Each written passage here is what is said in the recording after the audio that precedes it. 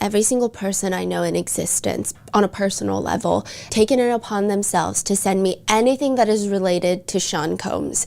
The amount of AI-generated TikToks that my parents send me asking me if I'm safe, if I'm going to be okay in the next 2 months, it's getting out of control. But an interesting series of TikToks have actually been circulating in the Rotten Mango group chats. In short, it is always somebody very passionate in front of a camera, seemingly very frustrated because nobody else thinks the way that they think. One person says, "Why the hell didn't Cassie leave? Like, you guys need to stop acting like we have this invisible line in the sand. Like, we're not allowed to ask, why didn't you leave? She's putting up with the bullshit because she thinks the good shit outweighs the bullshit. Y'all are gonna stop making people acting like they're crazy for pointing that out." At the end of the day, though, at what point are we saying you're a willing participant or not? Like, we can't ask common sense questions. Another person on TikTok compares her to Ghislaine Maxwell, the counterpart of Jeffrey Epstein. No, bro, she's got favorite escorts. She's picking out different escorts. And come to find out, she's been cheating on her husband throughout this. No, bro, Cassie's husband is finding out that he's getting cheated on in the most diabolical ways in the courtroom, that he's walking out. Side note, that is factually incorrect. That is not why he walked out. And y'all are acting like this is grape. She was a willing participant. I can't stand how we are framing Cassie as this super victim when she's picking out the escorts that she wants. She's one of the most freaked out people in Hollywood. And y'all think that women just aren't on that? You hear a woman being part of stuff like this and you think, oh, there's no way she could have wanted that. Actually, bro, yeah, she's a ringleader. We saw the text messages. She's setting this shit up. That's so nasty, bro. Everybody up there freaked out, and the women too. Another one is focused on Cassie's husband, Alex Fine, with one TikTok saying, "She cheats on you and he takes you back. Y'all work this shit out, and then years later down the line, you have to find out how and exactly what way she was cheating on you. You find out not only was she cheating on you with one dude, she was getting double, quadruple teamed, and not to mention she had an affair with the man that she said abused her.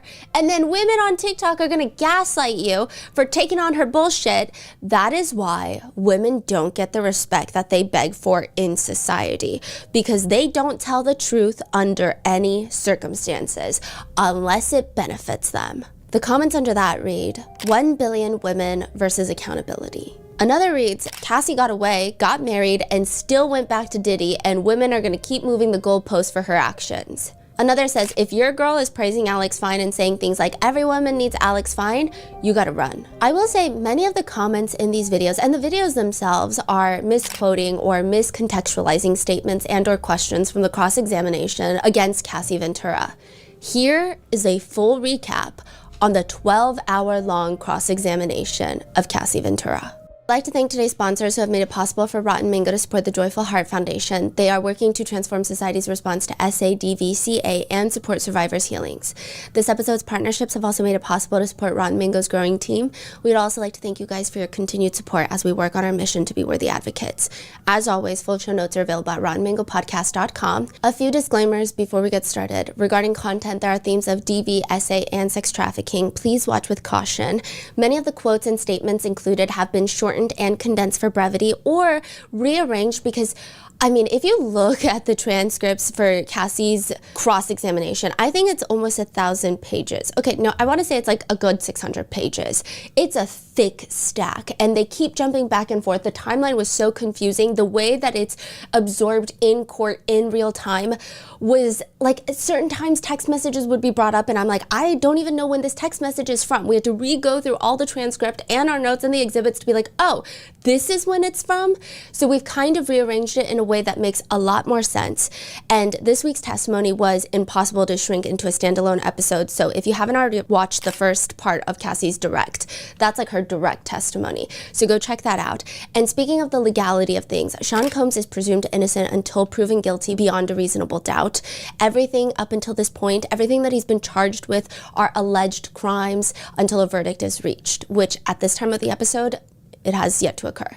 Any descriptions and observations regarding Mr. Combs, his legal team, the court, and or the public during the trial were personally noted by myself or my 2 other researchers who were present in the courtroom. None of us 3 should be used as like a definitive source to determine how you feel about someone's innocence or guilt. So with that being said, let's get started. I saw a comment on the last episode, well, like a few episodes back, that said Sean Combs' defense team is like all of the Avengers, except now they're working for Thanos. They're representing Thanos. So there's typically 3 sketch artists in the courtroom, and they've been kind of bickering. They've been fighting a little bit. We have observed some things. We're not going to talk about it because we love the sketch artists, but 2 of them are now sitting on the very first row of the right side, which we are in the back of the right side.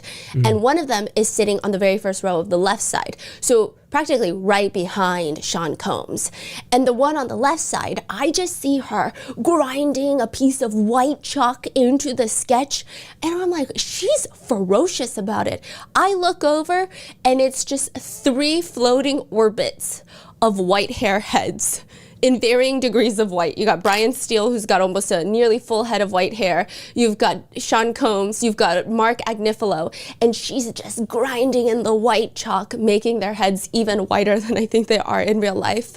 And then on the other side, you have one of the sketch artists. She's like a legend in the courthouse, but she's drawing Cassie with a tissue in her right hand. Cassie is clearly in distress. She's sobbing, and the judge is looking at her as she's crying. It is propped up against the wooden railing right in front of her. So usually you don't see too much unless you kind of crane your neck. They like to keep it a little bit slanted.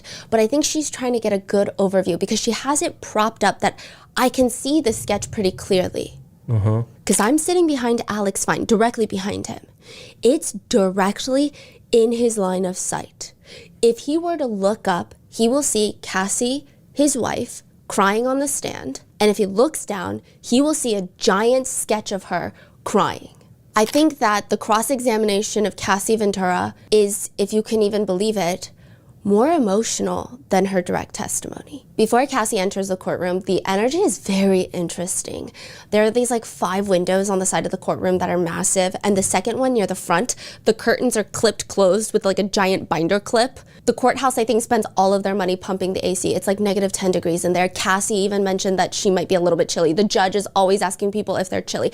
Everybody's cold, and the freaking curtain is binder clipped. Why don't they bring it up? They do. They say I talked to Officer Riz, who basically controls the courtroom, and he said it's either going to be snowing or it's going to be so hot everyone's going to be sweating. Like there's no, I think it's very hard to control. I see. Sean Combs walks into the courtroom. He's wearing this sandy-colored sweater with a collared shirt. He looks anxious, but not in the bad way. Like, that's the best way we can describe him. This is like before the cross. Yeah, before the direct cross has happened. The direct lasted 2 days. It's happened, and now we're heading into the cross-examination. So this means that Combs' defense team are going to be grilling, poking holes into Cassie's story. I'm going to go into like what all the steps mean in a second. But he looks like something is going to happen. He looks almost anticipatory instead of, like, it's anxious because you're anticipating something. Side note, he is also not allowed a belt for obvious reasons, and his pants are always dangerously close to just like giving the press a sight of something that we did not ask for. And you can just tell it's going to be a big day because in walks Karen Agnifilo. Mark Agnifilo's wife, also Luigi Mangione's representation counsel. And she brings her mom, her elderly mother. Karen's mom? Yeah, who Sean blows kisses at. Wow. And someone around me comments, it's a family affair. But I'm like, no, Karen, I love you. Please just give us updates on Luigi. Now, there's a little back and forth between the government and the defense team, which I think is just so fascinating, the way that they talk. So long story short, not to overcomplicate things, the defense wants to use something that the government does not want to be used during the cross-examination. But they didn't even show the government all of these exhibits until yesterday. So to that, the judge is asking, so how would you ever be in a position to establish good cause? You would have brought that to the court's attention in any of the 15 or so hearings that we had in this court, and then I would have addressed them, right? AKA, why are you upset after you turned in your homework late? Mark Agnifilo is not fazed. He pleads his case, but the way that we can best describe him is a giant teddy bear talking. Does that mean that he's a good person? I'm not even trying to say that. I know teddy bear is like associated with like good and kind. I don't know anything about him personally, but he's the energy of a giant teddy bear who yaps. He likes to say things like, I know your honor has given this a lot of thought, as you always do. I'm just trying to sort of give your honor a different way of looking at the letter and the understandings. Like sounds very harmless. He's so disarming. If he were a cop, I would confess to crimes I didn't commit. He gives me like, if I'm lost in a supermarket and I need someone's phone, he'd be the first person I talk to. Wow. But the judge is not swayed by his backpack with 1,000 zippers and his slightly charismatic way of talking. And he is also reminiscent of a passionate filibuster. That's exactly how the RM team knows him. We call him the filibuster.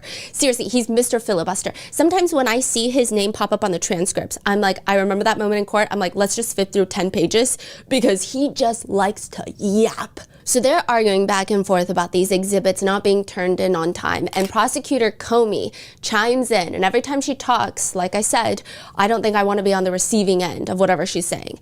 I forgive Mr. Agnifilo for probably thinking about a different conversation. We have talked about a lot of messages over the course of the last few weeks. But in the last context of this particular meet, there were no discussions of those text messages. Basically, the defense wants a text thread admitted during Cassie's cross. The government is like, no, we don't want that admitted, and you were supposed to tell that a long time ago. You were supposed to tell us if you wanted it. The judge is like, children, calm down. I made my ruling. It seems like maybe people don't understand. Not only is there no basis to admit these specific messages, but maybe we're not on the same page. There is no issue here as far as I can tell, because the actual examination of the witness is not being impaired. Am I wrong about that? So the judge, he's getting snappy with it. He's not having it anymore. I feel like his patience is running thin. There are some whispers that the defense is, I don't want to call them dirty moves, but it seems like they're very strategic in the late timing of submitting exhibits, and they're wordy, trying to do things a little bit slick. So that text threat is not approved? Yeah. Well, they're redacting parts of it. And as they're having this very intense back and forth, there's members of both sides of the legal teams pushing giant, they look like shopping carts, which is filled to the brim with papers and binders and files. This is going to be a very intense day. When the jurors walk in, and we haven't seen this since, it feels like 3 months ago, but it was like a week and a half ago. We haven't seen this since the very first day of jury selection. When the jurors walk in and Sean Combs is nodding, his body is fully turned towards them, and near his hip height, he has both of his hands near his waist, and he's slowly rubbing his hands back and forth. Like when you're cold, you know how you rub them together to generate heat, but much slower, and he's slightly swaying his body. Even his kids seem a lot more involved today. The daughters are gone. They're back in California. They actually only came for 2 days. The 3 sons are still here, as well as the mother. So Justin Combs, Christian Combs, and Quincy, and Janice Combs, Sean Combs' mother. They're all dressed a lot more casually in their normal attire, and it just feels like they've got something up their sleeves.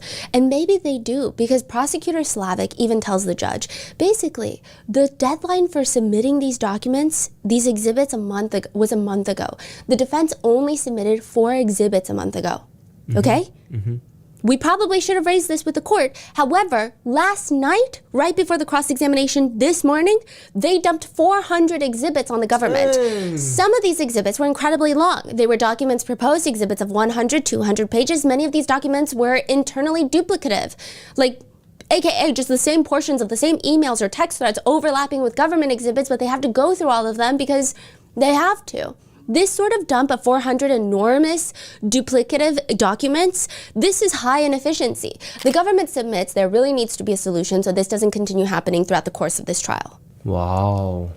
Yeah. So that is definitely a strategy. Yeah. Comey even adds in, the government has produced hundreds of marked exhibits on our exhibit deadline, and as we have marked additional exhibits, we have been in real time producing them to the defense throughout the trial. Our goal is to not have this trial by ambush, and our goal is to not waste the jurors' time in the middle of the witness's cross-examination. The judge is looking at the defense like, that's a fair point, but the defense is arguing through Tenny Garagos that this is not a trial by ambush. They're arguing it's the defendant's right that the government cannot prepare her on potential exhibits while she's on direct examination. It's not trial by ambush.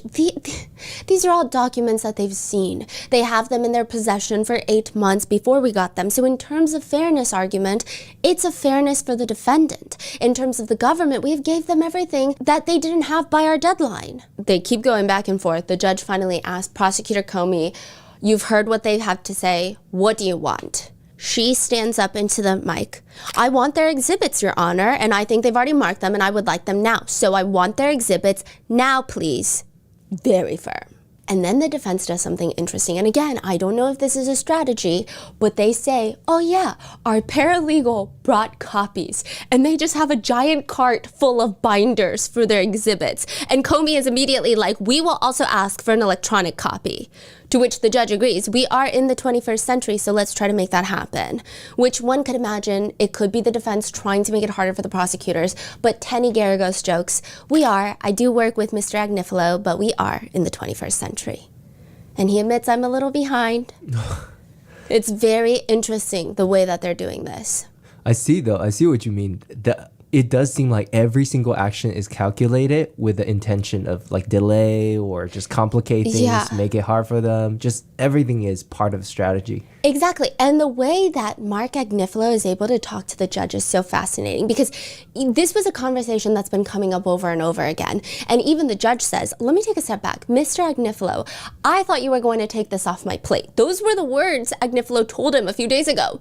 And he says, I think taking it off your plate, Your Honor, is going to be a day-by-day process. And I'm going to continue to try and take it off your plate as the morning goes on. I am on an aspirational basis.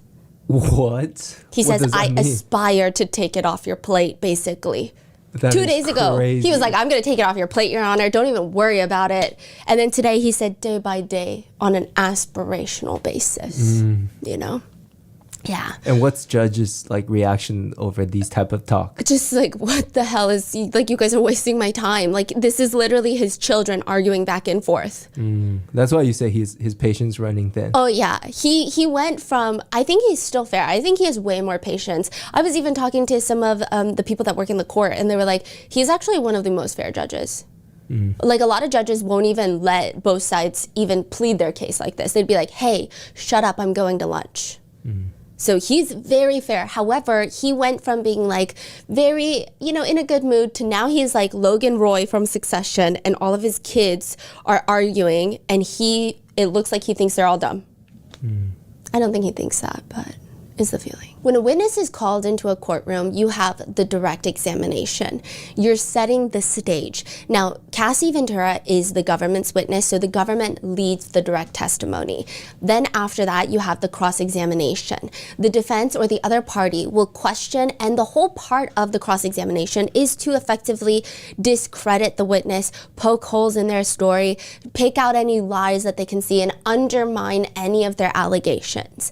And then you have the redirect, where the prosecutor will come up and try to repair any credibility or add context to anything that was not perceived well during the cross. Then there's the recross examination, which is to challenge new information provided in the redirect. So a lot of people say that sometimes the cross-examination of a very important witness in a criminal case is the most important thing. One of the most important things. And there's so many rules that some people abide by. Some people say the number one rule is that don't ask a question you don't know the answer to in a cross-examination. Some people say, no, the number one rule is you're going to make mistakes cross-examining, so keep it short. The shorter the time, the less mistakes. Proving 2 points is better than proving 3. Proving 1 point is better than proving 2. Always keep it condensed. Everybody has different opinions. Attorney Ana Esteveo is the one doing the cross-examination of Cassie Ventura. She has a reputation for being a top white-collar criminal defense attorney, usually representing clients accused of financial fraud, insurance fraud, tax fraud, money laundering, narcotics, and weapons offenses. She does this thing when she's talking, when she asks questions. This is our first time really hearing from her. She will pause, let the silence linger, and it feels like she's constructing her sentences in real time. Like there's an invisible Word document in front of her that we cannot see, and she's like deleting words, replacing words. Cassie walks in. The first 2 days of her direct testimony, she was wearing sweater dresses with a coat. The first day was no coat, the second day was a coat. The third day and the fourth day, she shows up in blazers for the cross-examination. And it was just so interesting to see her very distinct shift in her clothing. She shows up with her blazer and Esteveo takes the podium. She's got very interesting body language. Now, her arms are tightly crossed, like very tightly crossed. I can see her shoulder blades peeping through her blazer in the back. Or her arms are flexed forward in front of her, just straight flex. There's no give in her elbow, and she's like gripping her pen tightly. Good morning, Miss Ventura. Good morning. You and Sean were in love for 11 years, right? That's her first question. Yeah. During that time, you loved him? I did, yes. And you believed that he loved you as well? Yes. Sean, that's the name that you used the past 2 days in the courtroom, right? Yes. That's the name his mother gave him? Okay, she's like trying to humanize him. We all have government names. And that's a part of what made your relationship with him special, is that you knew the real Sean, right? I believe I knew a real version, yeah. This part is so strange to me. I thought it was odd. And you always knew how special you were to him, right? No, I don't think I always knew.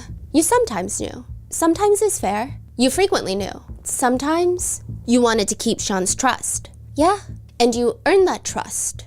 I don't know, but I wanted to earn it. You did earn it. I did earn it, yeah. It's just very weird. I think it's weird because these cross-examinations always feel like some sort of power play. I feel like the first few, I don't know, maybe even 10 minutes, it feels like trying to establish dominance is the feeling. And maybe I'm looking too much into it, but it's like they're trying to control the conversation and put the witness in a specific mode of answering. So like even this, I'm like, I don't really know what it did for the jurors. I don't think it proved anything in like the defense opening statement. Like earning his trust, I don't think that has anything to do with racketeering. Mm-hmm. So to make him happy, you told him that you wanted to do freak-offs, right? No, there's a lot more to that. I'm sure we'll get there. In front of Ana Estevao is a binder with all these papers, and it seems like every page has a different Post-it sticking out of it. It looks like a highly annotated, at least 2 books of the ACOTAR series. It's like a thick binder. And the whole time, Tenny is just passing more Post-its. These defense attorneys are keeping the Post-it company in business. The amount of Post-its after the cross-examination, I want to say is like 3 inches high. Whoa. So there are a lot of text messages brought into evidence from the defense, and they start off a bit more normal and get more intense as they're released. In one text message thread, and this is all to establish that Cassie, more or less wanted it, is what the defense is trying to argue, that she was not coerced into these freak-offs. In one text thread, Combs texts Cassie, "It makes me so happy that you would fly to Atlanta just to see me. I'm truly a lucky man. Love you, missing you, can't wait to hold you." Estevao has Cassie read her messages out loud in the courtroom. "I'm a very lucky woman, smiley face. I'm a very lucky woman. I miss you so much. I'd fly wherever you needed me, whenever. I love you, Cass." I think being in that courtroom, one thing that Estevao did that I felt was more impactful than Prosecutor Johnson is she got herself and Cassie to read the messages out loud like a text thread. So Estevao would read Combs' messages, Cassie would read Cassie's. Now, Prosecutor Johnson did too, but a lot of the times it wasn't super clean cut. It was always like, then he responds, and then what do you say afterwards? So there was a lot of break in the flow. I think this format is doing a lot more impact for the jurors. And they're just rapidly going through these exhibits of text messages. And these jurors, at least in the beginning of the cross-examination, they're locked in. I saw one of the jurors flip a page in his notebook, and he's already used like half of his notebook that he was given. And they're just rapidly going through these text messages, just normal conversations, maybe trying to establish that it was a normal relationship, I guess is what they're trying to do. One message, Combs texts Cassie, "I love you so much, it makes me cry." Another one, Combs texts Cassie, "Did you miss me?" "A lot. You didn't even respond to my message." Then another one, Cassie texts Combs, "Going to sleep now so it can be tomorrow faster and you can be home. I love you. Love you, my baby." Smiley face. "I love you so much it consumes my life. How did that happen?" Cassie responds, "I don't know. I wonder the same thing for myself all the time. Like, who was I before we decided to be together? I never knew it could be like this. How do you have me this way?" LOL, what do you mean? I'm so happy that we fell in love. We are so in love, we don't do anything else. That's not true. But you're going to have to work so hard, 4 times as hard as me, which takes a lot of time. Another one from Combs to Cassie, "I miss you already." "Me too." "When do you want to freak off? LOL." "LOL, I'm just going up to change and put my ring on. I just picked it up. I'm always ready to freak off. LOL.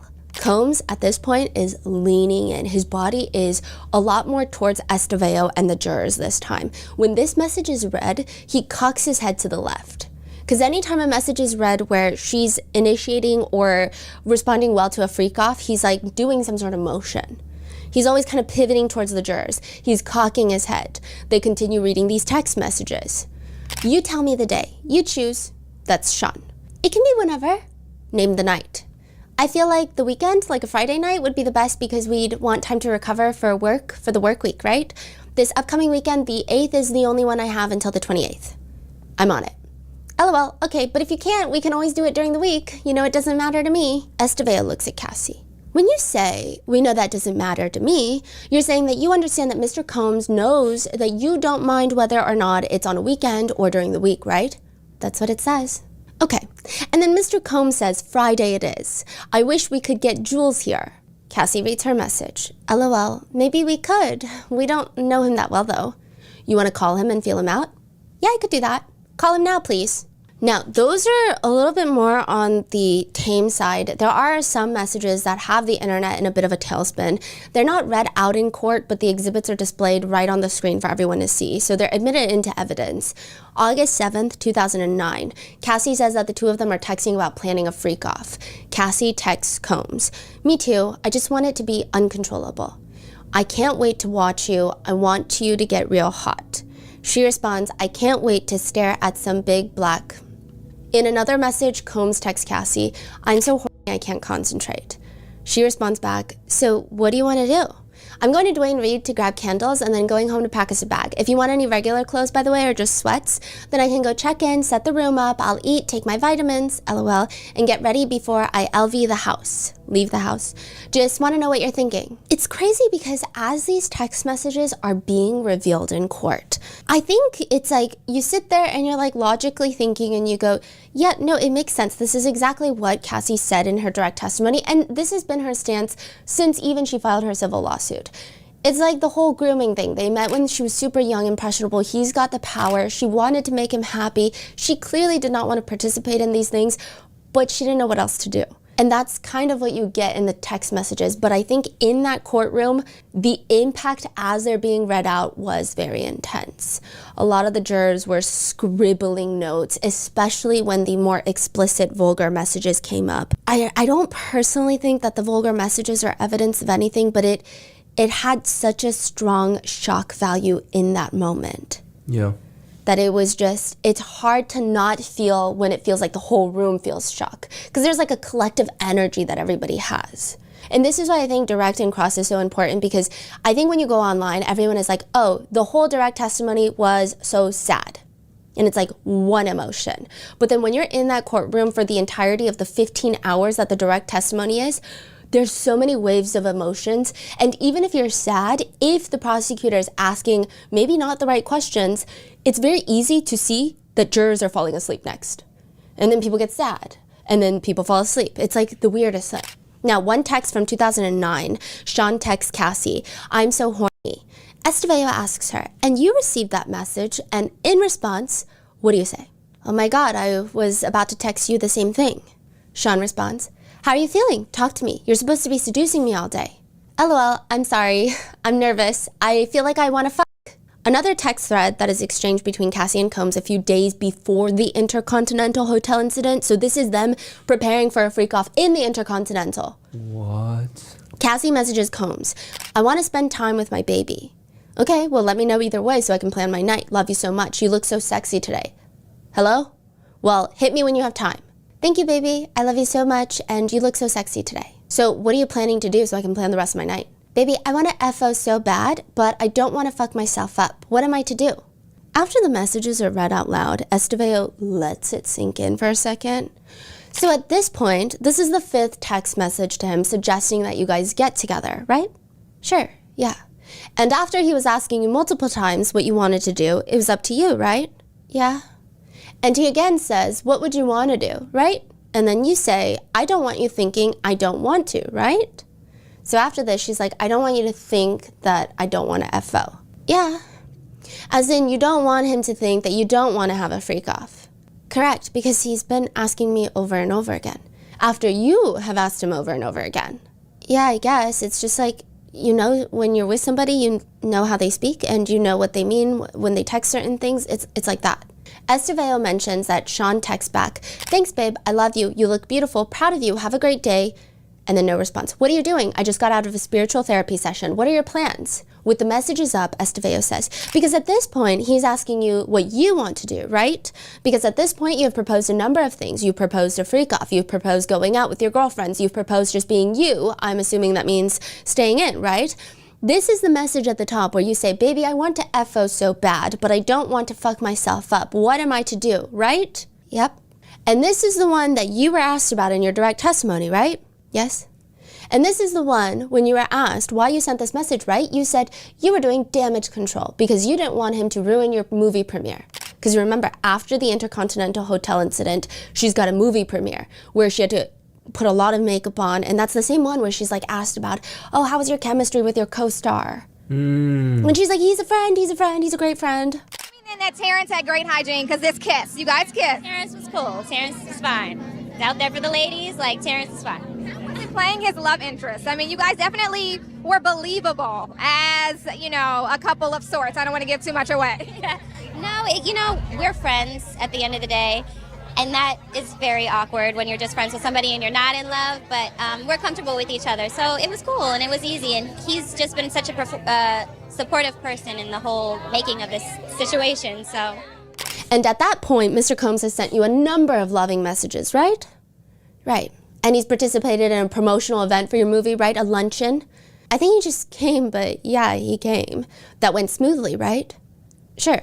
And it was supportive of whatever decision you wanted to make in terms of how you two spend your time together, right? Yeah. And then he says, so what would you want to do? And that's when you say, we can have fun. I don't want you thinking I don't want to, right? Yeah. To which they read the next text of Sean writing, I think if we start at 7 or 8 and end at 4 at the latest, take a Xanax and or Ambien and go to sleep, we'll be okay. And you rest tomorrow and all day Sunday, you'll be good. And drink a lot of water, we'll be good. But we won't have hours to be caught in a matrix if we do it. I want you to call Garen. So Garen is from Cowboys for Angels that arranges a lot of the escorts. And see what Did he say? Yeah. I want you to call Garen. Yeah. Okay. And see what he has. So it can really be a turn on. But if we're going to do something, sooner the better. Can you elaborate, Ms. Ventura, on the term matrix? It says, but we won't have hours to get caught in the matrix. So matrix, I said, is like the high and being too high where we wouldn't be doing anything sexual. Anything would be happening because we would just be too high. Like there would be no performance. So it would be a big deal for you to get very high before such an important night in your life, right? Yeah. Your premiere was a big night, right? And if you were to enter a matrix or take too many drugs, it might impact your ability to participate in the promotion for the movie, right? Correct. And you understood that he knew that and recognized that, right? I guess she's trying to prove he gave you so many outs. And you didn't take anything, is what she's trying to establish to the jury.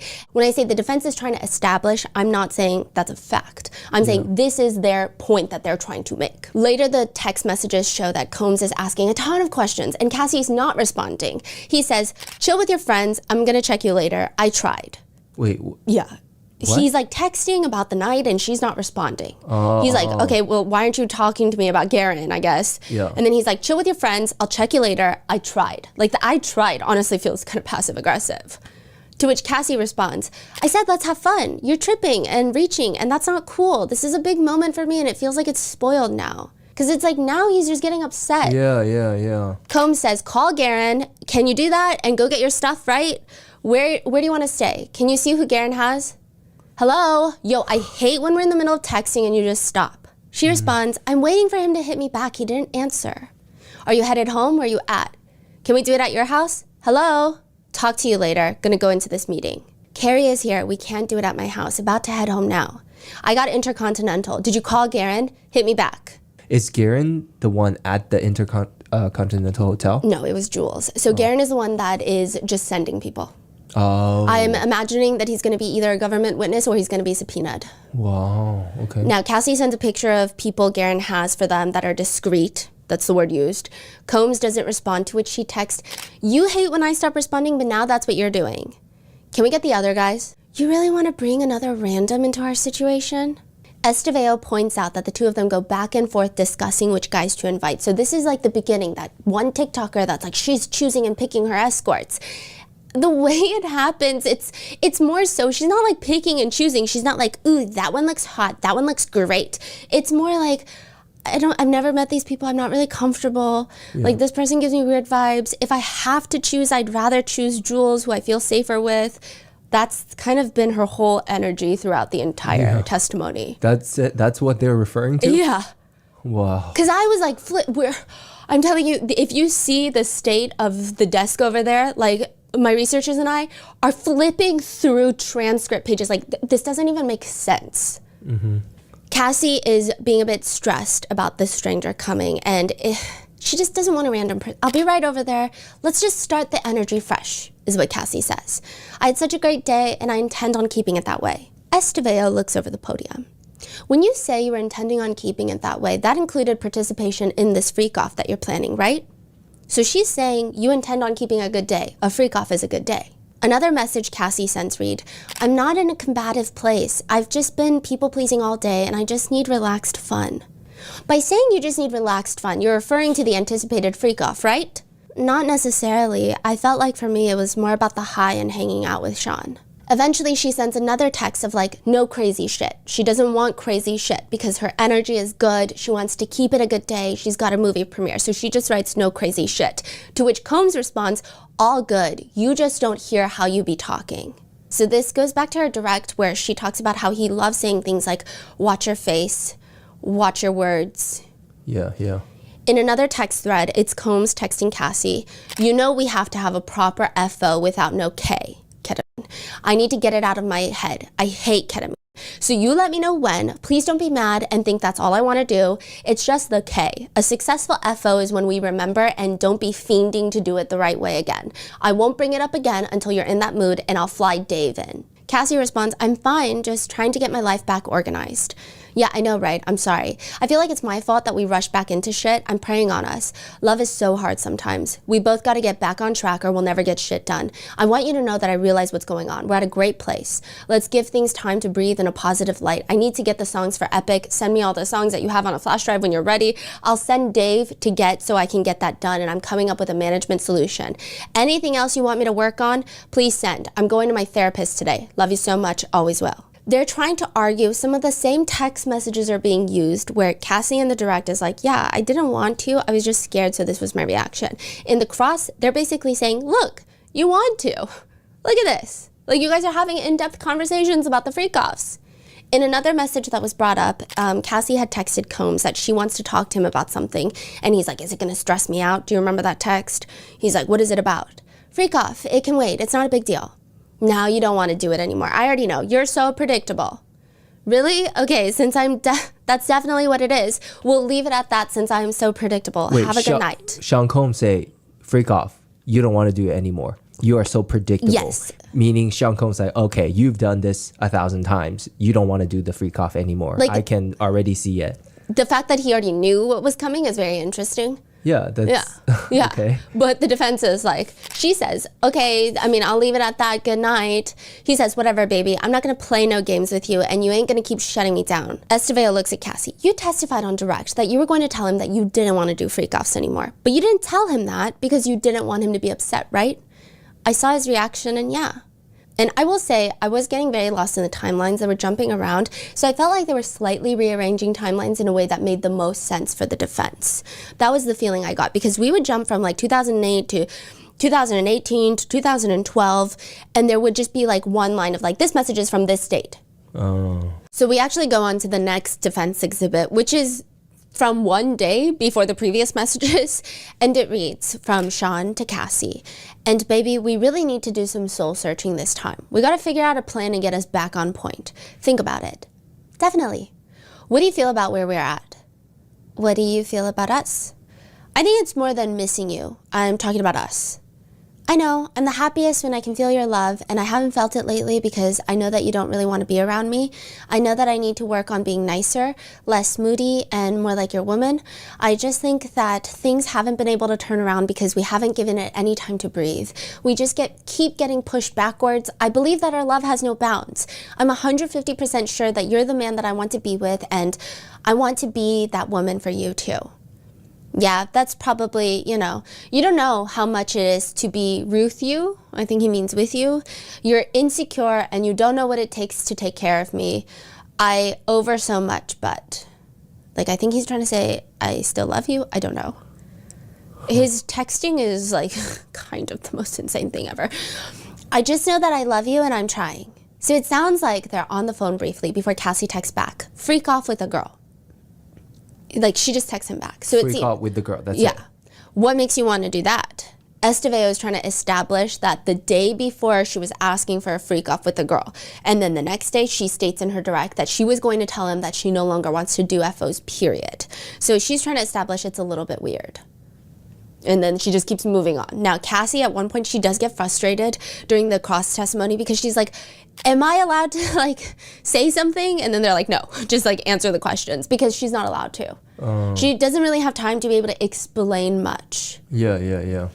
Anytime a new text message thread is shown, it just seems like a good chunk of the times Combs will literally physically lift his butt up out of his chair so that he can sit at the edge of his seat, lean onto the table, put his glasses on, and read the text from the evidence screen. So it sounds like from like their 10 years of text messages, which I don't even know how much text is there, they will cherry pick very brief conversations that sounded like Cassie wanted to freak off. Yes. Is that correct? Yes. And it got to the point where I forgot what day this was. I think it was like yesterday. We were texting and I think we were like half arguing, half joking about something that was so dumb because I'm so sleep deprived. And I remember thinking like, oh, that's so interesting, because if you were to take anybody's full relationship of text message records, even though we're half joking, you could totally take everything out of context. Yeah. So it's very interesting. It was just a weird, oh, this is so weird type of moment. His energy while he's reading the evidence screen reminds me of, well, first he's looking at the evidence screen, but his demeanor is very casual. It's fascinating. He looks like, the best way I can describe it is, it's like he's staring at a menu when it's too dark in a restaurant. He's just like squinting, looking at the evidence screen, but it's a very casual demeanor. I don't know how to describe that even better. You know, when two people are also having a heated discussion, this is his energy throughout the cross-examination. Two people are having a very heated discussion and you're trying to say your piece, but they're like, shh, wait your turn. And you just have to wait like you're 5 years old, but you have so much to say. That is the energy of Sean Combs during the cross-examination. Or like when you know the answer to a question, but you have been a smartass for the entirety of the day, so the teacher does not want to call on you, but you're like trying to sit up taller so that they'll call on you. That's the energy Sean Combs has.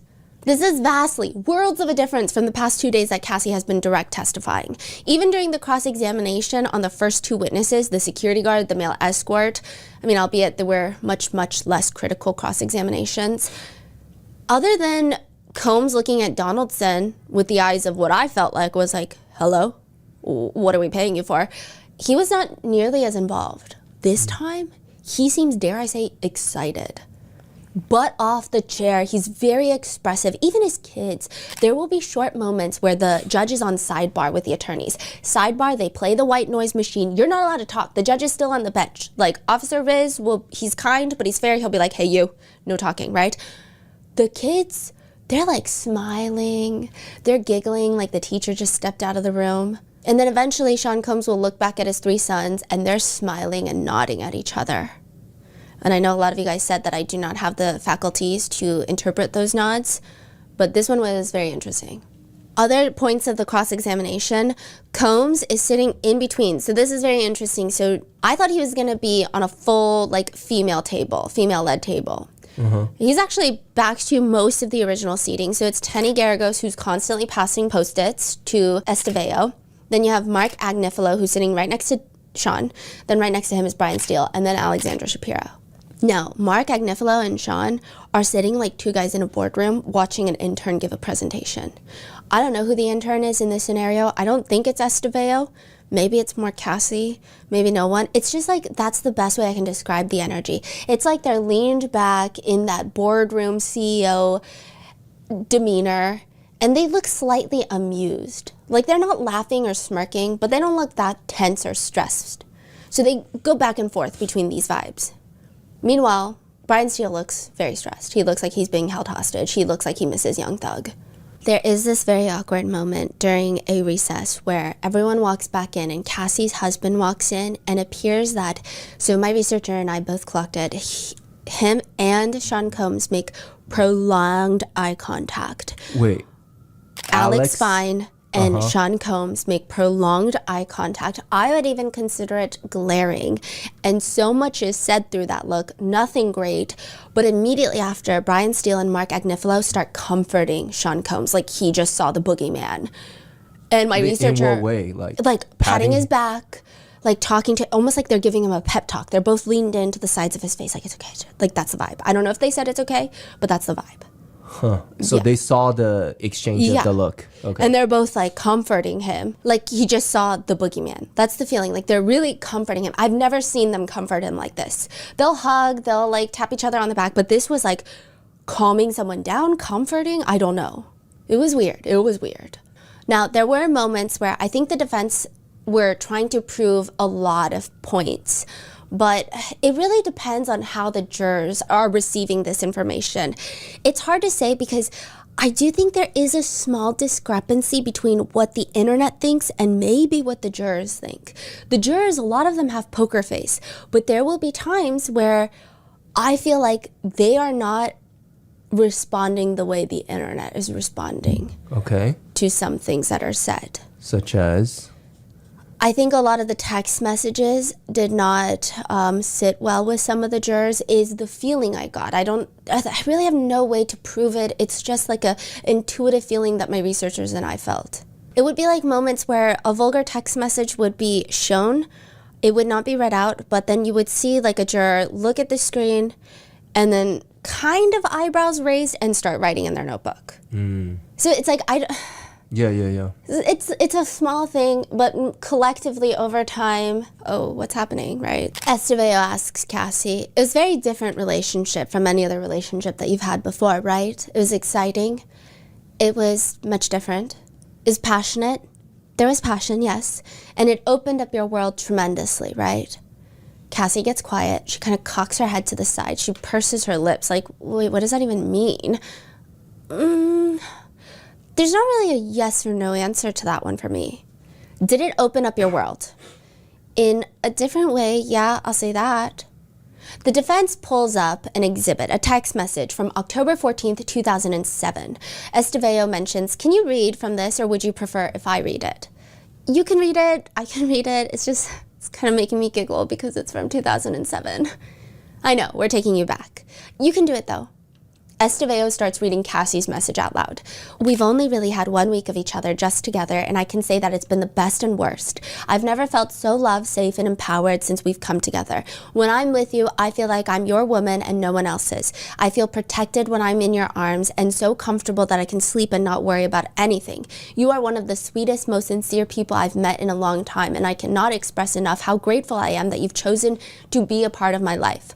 I don't want to rush things, but I can't help but sit with you and dream up a beautiful future together. Who knew I'd fall so fast? You make me feel like I can do anything, and that's real. On the other hand, you're constantly weary of me. I'm sneaky. I never seem to make the right decisions to you. I'm a spoiled brat. I'm dramatic, disrespectful, and some reason you don't trust me. It always goes back to, well, maybe Carrie would have been the better one to go after, since I've witnessed you more than once, you realizing that she's way better fitting for you than I am.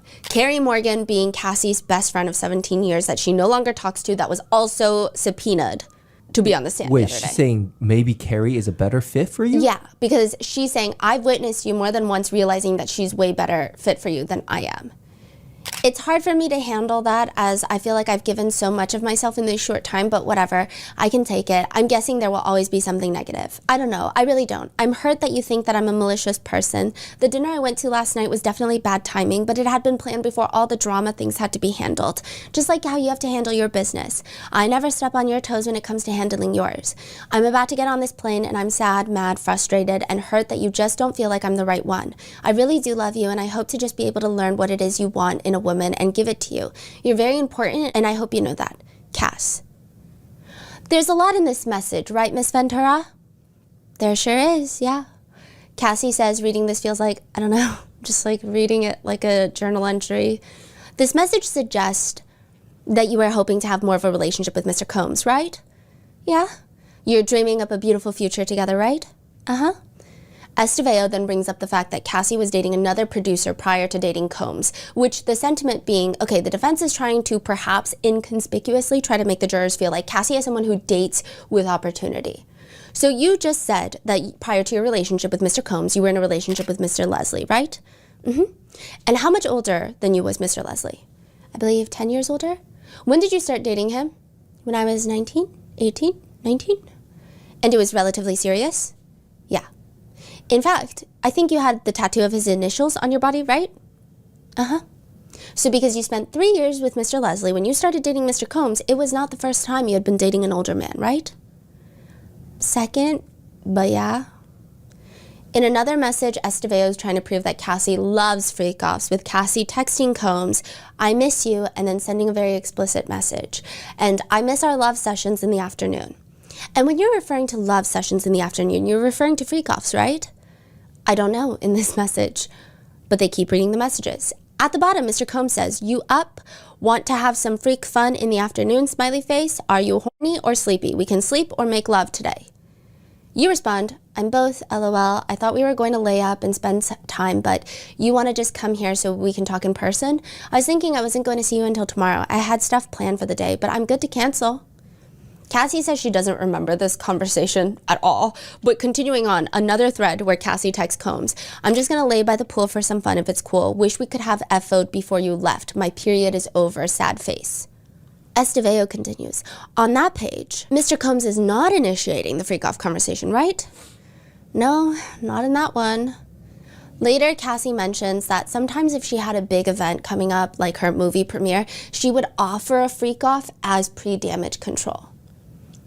He would just have made it miserable for me. I never really had like the chance to or opportunity to enjoy the things that I'd worked really hard on. So I just felt like I was just trying to play a balancing act a bit. Estevao starts relatively grilling Cassie. "And it wasn't only sex that you were doing in the hotel, right? Having in the hotel?" "Right. You were also listening to music, hanging out?" "True. In fact, I believe part of the reason you wanted to participate in the freak-offs was to have your time with him, right?" "Yeah. And it was a special time that you cherished, right?" "Right." I think in proving the fact that Cassie wanted the freak-offs, which is what the defense is saying in the opening statements, that's the fact that they're trying to prove to the jurors. I would say, I think emotionally the explicit messages probably have the most impact on the jurors. And then a lot of these other side messages, it's like you could really go either way depending on the juror. Because, I mean, in the direct, they also brought up a lot of text messages where she's initiating freak-offs. So it really just, like, depends on, I guess, the juror, because it doesn't matter what we think. It matters what the 12 jurors think.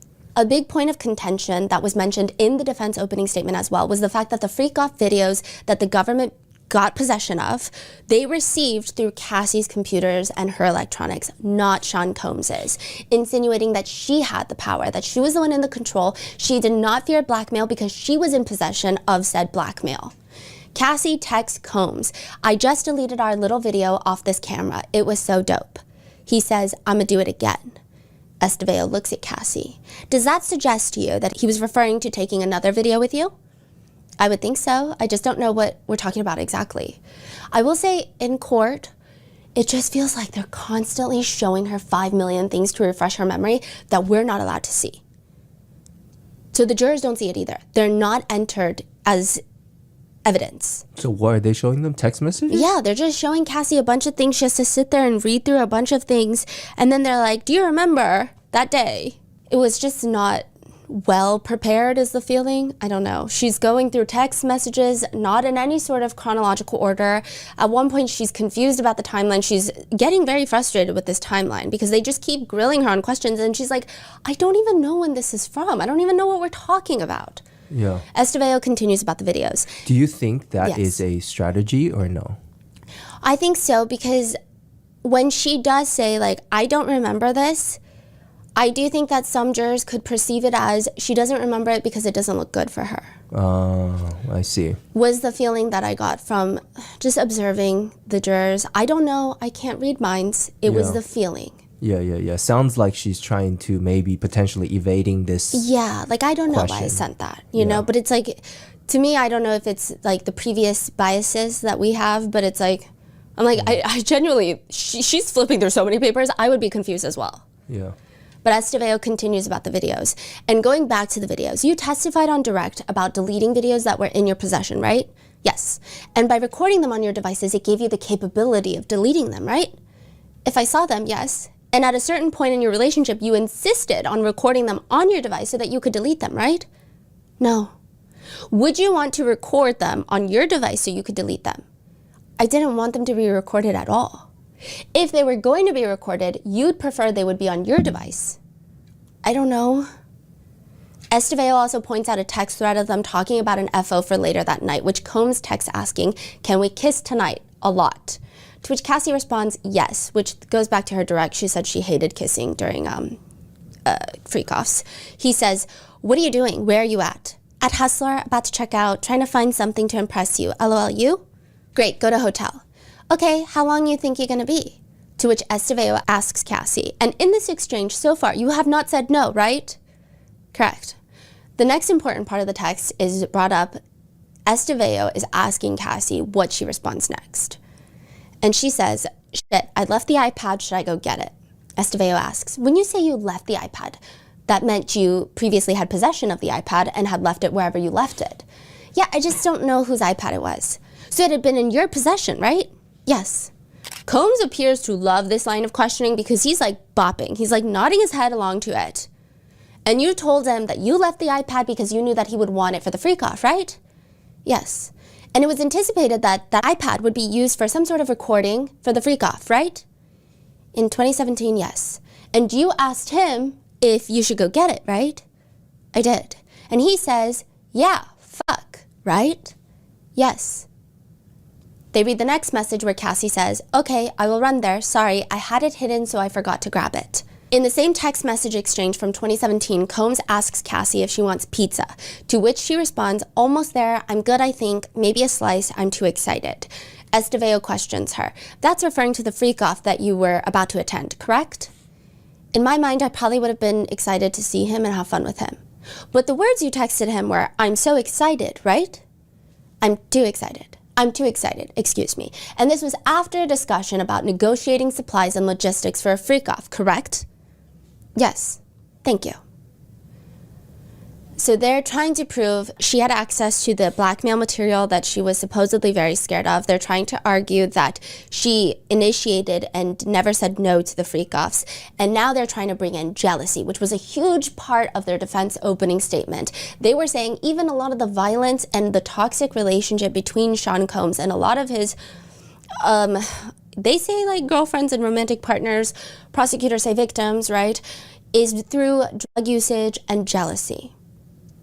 So much jealousy. Okay, so like the materials, right? Like let's say she has it on her device, which is fine. That still doesn't mean that she wants this to be out there. So let's say if someone else saying, "Hey, I'm gonna spread this video," that's still blackmail, right? I think the defense is trying to argue that he couldn't even do that because she has possession of the iPad. No, but he said he has it too. He has texted her that, "Hey, I'm gonna send those videos." So he did say that he will spread the video. But I don't know. That's just what they're arguing. Okay. Yeah. I am trying to give you the flow of what happened in the courtroom, right? Right. I think the point they're saying, "Oh, you have the video, so it's not that he wants to blackmail." Exactly. Right. But to me, it's like that doesn't correlate to being blackmailed just because I have this video.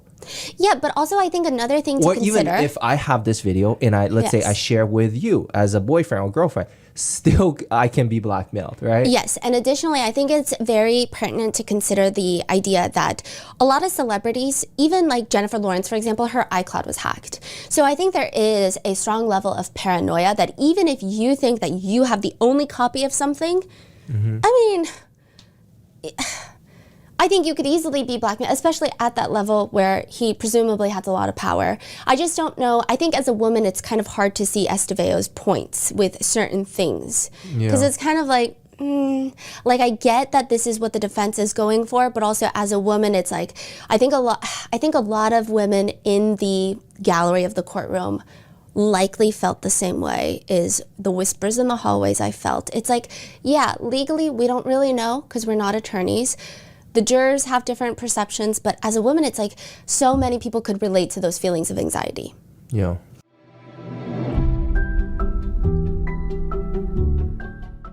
This episode is sponsored by Acorns. The best piece of money advice I ever received was time in the market beats timing the market. But where do you even start? That is where Acorns comes in. Acorns is a financial wellness app that makes it easy to start saving and investing for your future. You don't need to be rich. Acorns lets you get started with the spare money you've got right now, even if all you've got is spare change. You don't need to be an expert. Acorns recommends a diversified portfolio that can help you weather all of the market's ups and downs. You just need to stick with it. And Acorns makes that easy too.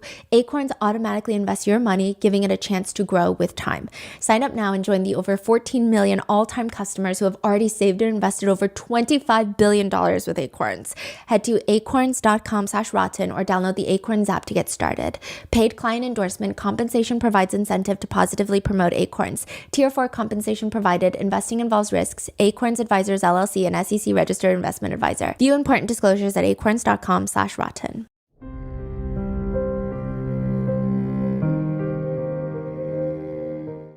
Now, they bring in jealousy, and she is asked, what would trigger Sean Combs' incessant calling from your perspective?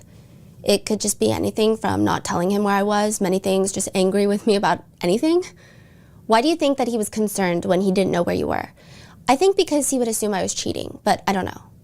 So the defense brought up again jealousy, insatiable jealousy, and they say it goes both ways. They enter another exhibit that shows a text message where Cassie texts Sean Combs. Amazing, I love you so much. It made me feel like I can't wait until we don't care anymore. What did you mean, until we don't care anymore? Honestly, I don't know. I haven't seen this message in a while, but we definitely were not open about our relationship at the beginning part. Yeah. Does it suggest that you are looking forward to becoming public with your relationship? That I can agree with, yeah. They show another text message that reads, and they have Cassie read it. So you hung up. It's like I need to have something written out to say to you with no breathing room or you'll get mad at me and hang up. I haven't talked to you at all. I know you can take 3 minutes out of your day to talk to me and you don't even try. You're in too much of a rush to get me off the phone. That's not being in a relationship with somebody that you love and are in love with. I'm really hurt by the way you deal with me. I don't need your money. I need some attention. I'm thankful, but I can pay for these things myself. Another one from July 2nd, 2013. By this point, they have been together for a good amount of time. So this is like later. A lot of the messages are from like 2007, 2008. Yeah. So 2013. She texts him, as much as you think that you're Bruce Willis. Now, side note, Bruce Willis has a very healthy relationship with his ex, Demi Moore, whilst raising their kids together, even though they both have new partners. She's like, you think you're Bruce Willis? You aren't. He's married, and before he was married, the family as a whole went on trips together. So she's saying he's married the new love of his life, and even like before that, the family went on trips together as a whole. Or just him and his women. Eddie Murphy and Paige took his kids away on their own. He didn't go with his ex because that's not who he's in love with. I've been at the edge of tears this whole week. I don't think that you sympathize with my feelings. I understand you feeling like you need to protect your children, but after a while, it's like, for what? They've never known you and Kim to be together unless there's something I just don't know about. They were babies when we started dating. If Chance can go away with her dad and not her mom, so Chance is the daughter of Sarah Chapman and Sean. I think the other kids can too. The more time that goes by, the harder it is to understand. I'm here, I'm ready to be that woman, and I'm in a constant fight because you won't ever allow it. This isn't what I want. I can't be that woman this way. I'm bracing myself for pictures that are going to break my heart. That's where my head is at. So Cassie explains that she's frustrated because a lot of the holidays she couldn't spend it with Sean. Kim Porter and the family would all go off. But a lot of the times it's not even like Sarah Chapman would come, is her argument. Like, you keep saying that it's because the kids need Kim Porter, but they never thought you guys were like in a happy marriage. So she's just saying like, you're making excuses and I'm getting upset. Estevao looks up at her. Miss Ventura, you were upset that you weren't integrated into Mr. Combs' family life, right? Yep. That you didn't get a chance to form a relationship with his children, correct? Correct. You'd been together with him for years at this point, right? Almost 7 years here. When you would see photos of him and Kim Porter, that would be extremely hurtful, right? Not always.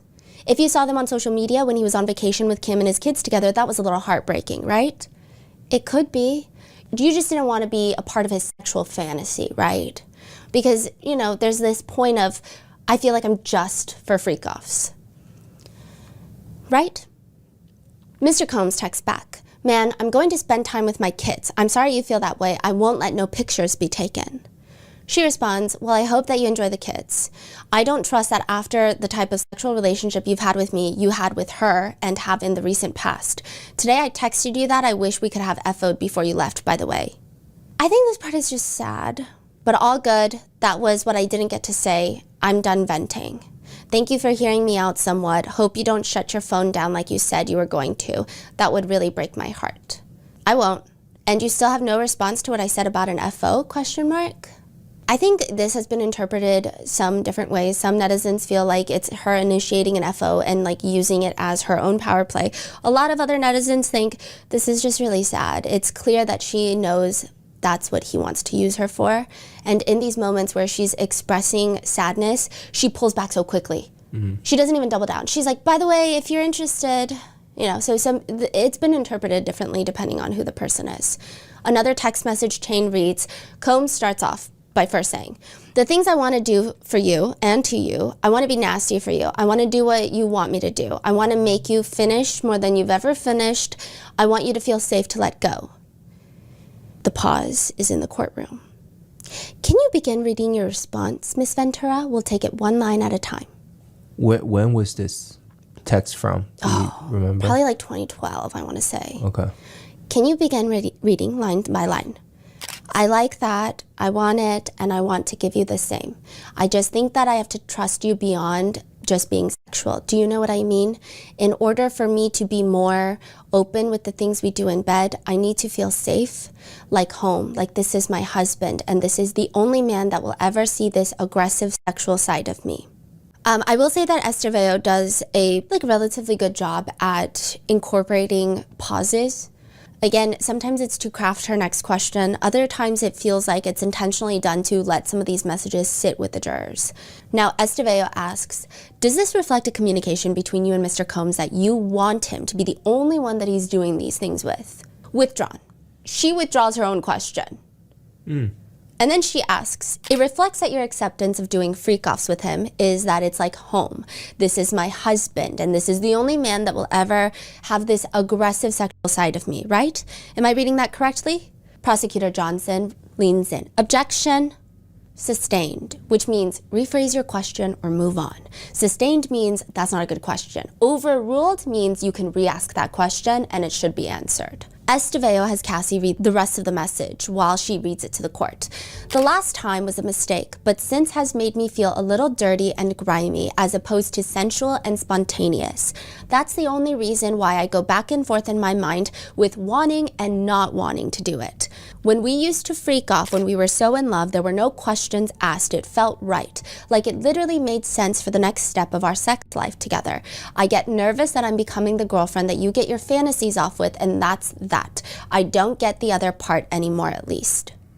When you sent that message, were you afraid that Mr. Combs was only seeing you for the sex in this way and that you were only fulfilling that part of his life? Again, I don't remember this message specifically, but at the end of it, it sounds like that, yeah, like I was worried about that. And that your hesitancy was that you were afraid that you would just become the girlfriend to get his fantasies off with, right? That you wouldn't be his true, full girlfriend. That's a way to look at it, I guess, yeah. You say that you go back and forth in your mind with wanting and not wanting to do it, right? Yep. And you say, that's the only reason why I go back and forth in my mind, right? That's what it says in the message, yes. Because at the time, you were afraid that you were being treated as someone who could just get his fantasies off with, right? That was a concern. So they're trying to establish that the only reason she didn't want to do freak-offs was because she's concerned that that's all she's good for. So that's the point that the defense is trying to make. And you were still not public in your relationship with him, right? Correct. And so it was a fear that you would never be his public girlfriend, right? I guess that was something that was thought about. It wasn't a huge fear. It was kind of an understanding we had more so. Esteveo even brings up that Combs once left a freak-off in a hotel room with Cassie to go see Kim Porter in another room. Were you jealous of Miss Porter? I had some jealousy of Miss Porter, yeah. There were periods during the holidays when you learned that Mr. Combs was spending time with Miss Porter. I always knew that, every holiday. And did that upset you? It did, yeah. And do you recall a time in April 2014 when you learned of someone named Gina? Gina is an ex-girlfriend of Sean Combs. This is around the time that he was dating Young Miami publicly.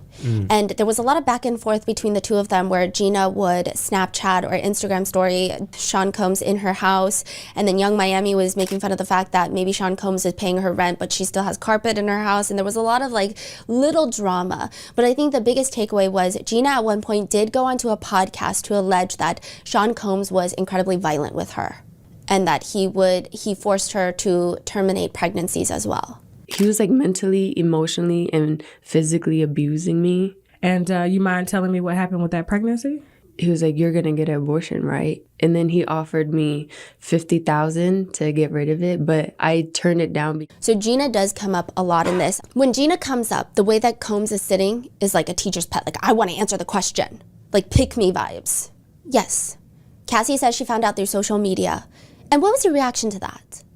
I was really upset. Cassie says that Sean just denied it to some extent. And in fact, he did not break it off with Gina as you were led to believe, right? Yeah. And did that upset you? At the time, yeah, it did. Cassie admits, yeah, it led to arguments between the two of them. Were there many women that you saw on social media who claimed to have relationships with Mr. Combs? Not many, like a lot, but not crazy. But you reacted when you saw on social media that Mr. Combs was with some other female, right? Yes, mainly Gina. Was Gina the main problem in your relationship? I would say so. Was Mr. Combs consistently denying his relationship to Gina with you? For the most part. And how did that make you feel? Not great? She says she finally drew the line when she saw a video of Combs at a music conference literally trying to hide Gina off to the side. And she does somewhat corroborate this in a podcast that has now since been deleted. Gina said in a podcast she went to, I believe it was French Montana's birthday party, where Sean Combs allegedly had her sitting behind like a poster board. Do you remember that? That said like happy birthday. Or no, I think it was Meek Mill. It's either Meek Mill or French Montana. I think it's Meek Mill. Yes, and then she like leaned over while Sean Combs was bent over. I'm sorry, forgive me. This was like months ago, okay? And I think she had said like, happy birthday, Meek. And then she said that she was physically assaulted in the car that night. He like grabbed my hair and like cussed me out. And then when we got to the hotel, it got even worse. He took one of my heels and tried to throw it at me. And then he like mushed my face and like really hard and made my nose bleed. To which Estevao says, and he was telling you that you were, if not the number one girlfriend because of Kim Porter, the number two, right? October 13th, 2012, Combs texts Cassie, you ready for tonight? Yes. I just gotta get stuff. You got all you need? Man, you had all day, all day. It's always something, one day. Wait, what? So it seems like he's getting agitated that she still needs to pick up supplies for the freak off. Oh. Yeah. I don't know why this was shown because I was like, I don't think it's making the point that you wanted to make. Yeah. I'm sure there's like a legal point that they're trying to make, but there were certain points where I'm like, the point was not made. I feel like it went the other way. A few months later, Combs texts Cassie. I said, answer the question. What am I doing? What am I doing disrespectful in the picture? So clearly, Cassie is upset about some sort of picture. And he said, what am I doing that's disrespectful? You're making me look like a side piece, and that is not what I thought I was. And you won't come to bullshit. We'll all have a great time because for 2013, I'm not on any okie dokie bull. It is what it is. I am who I am to you, and I'm clear. We'll have a good time no matter what. I'm having a ball. I'll be happy with you no matter what. I'll treat you as a king no matter what. Estevao asks Cassie, you're concerned that you're looking like a side piece. What do you mean by that? Not a main girlfriend? And that upset you, right? Apparently so. Because you wanted to be the main girlfriend, right? I thought I was. I just don't know what we're even talking about, though. He's talking about a picture. I don't know what the picture is. Estevao ignores her. You testified on direct that you were insanely jealous, right? I did say that, yeah. Side note, this is what was said during direct. Cassie says, more or less, there was a lot of cheating in the relationship. She says there were times she saw other guys, he saw other women, and she said, I was insanely jealous, but also super young, didn't get it at all. But I was definitely, young and jealous. When you say that you didn't get it, what didn't you get? So this is Prosecutor Johnson during the direct.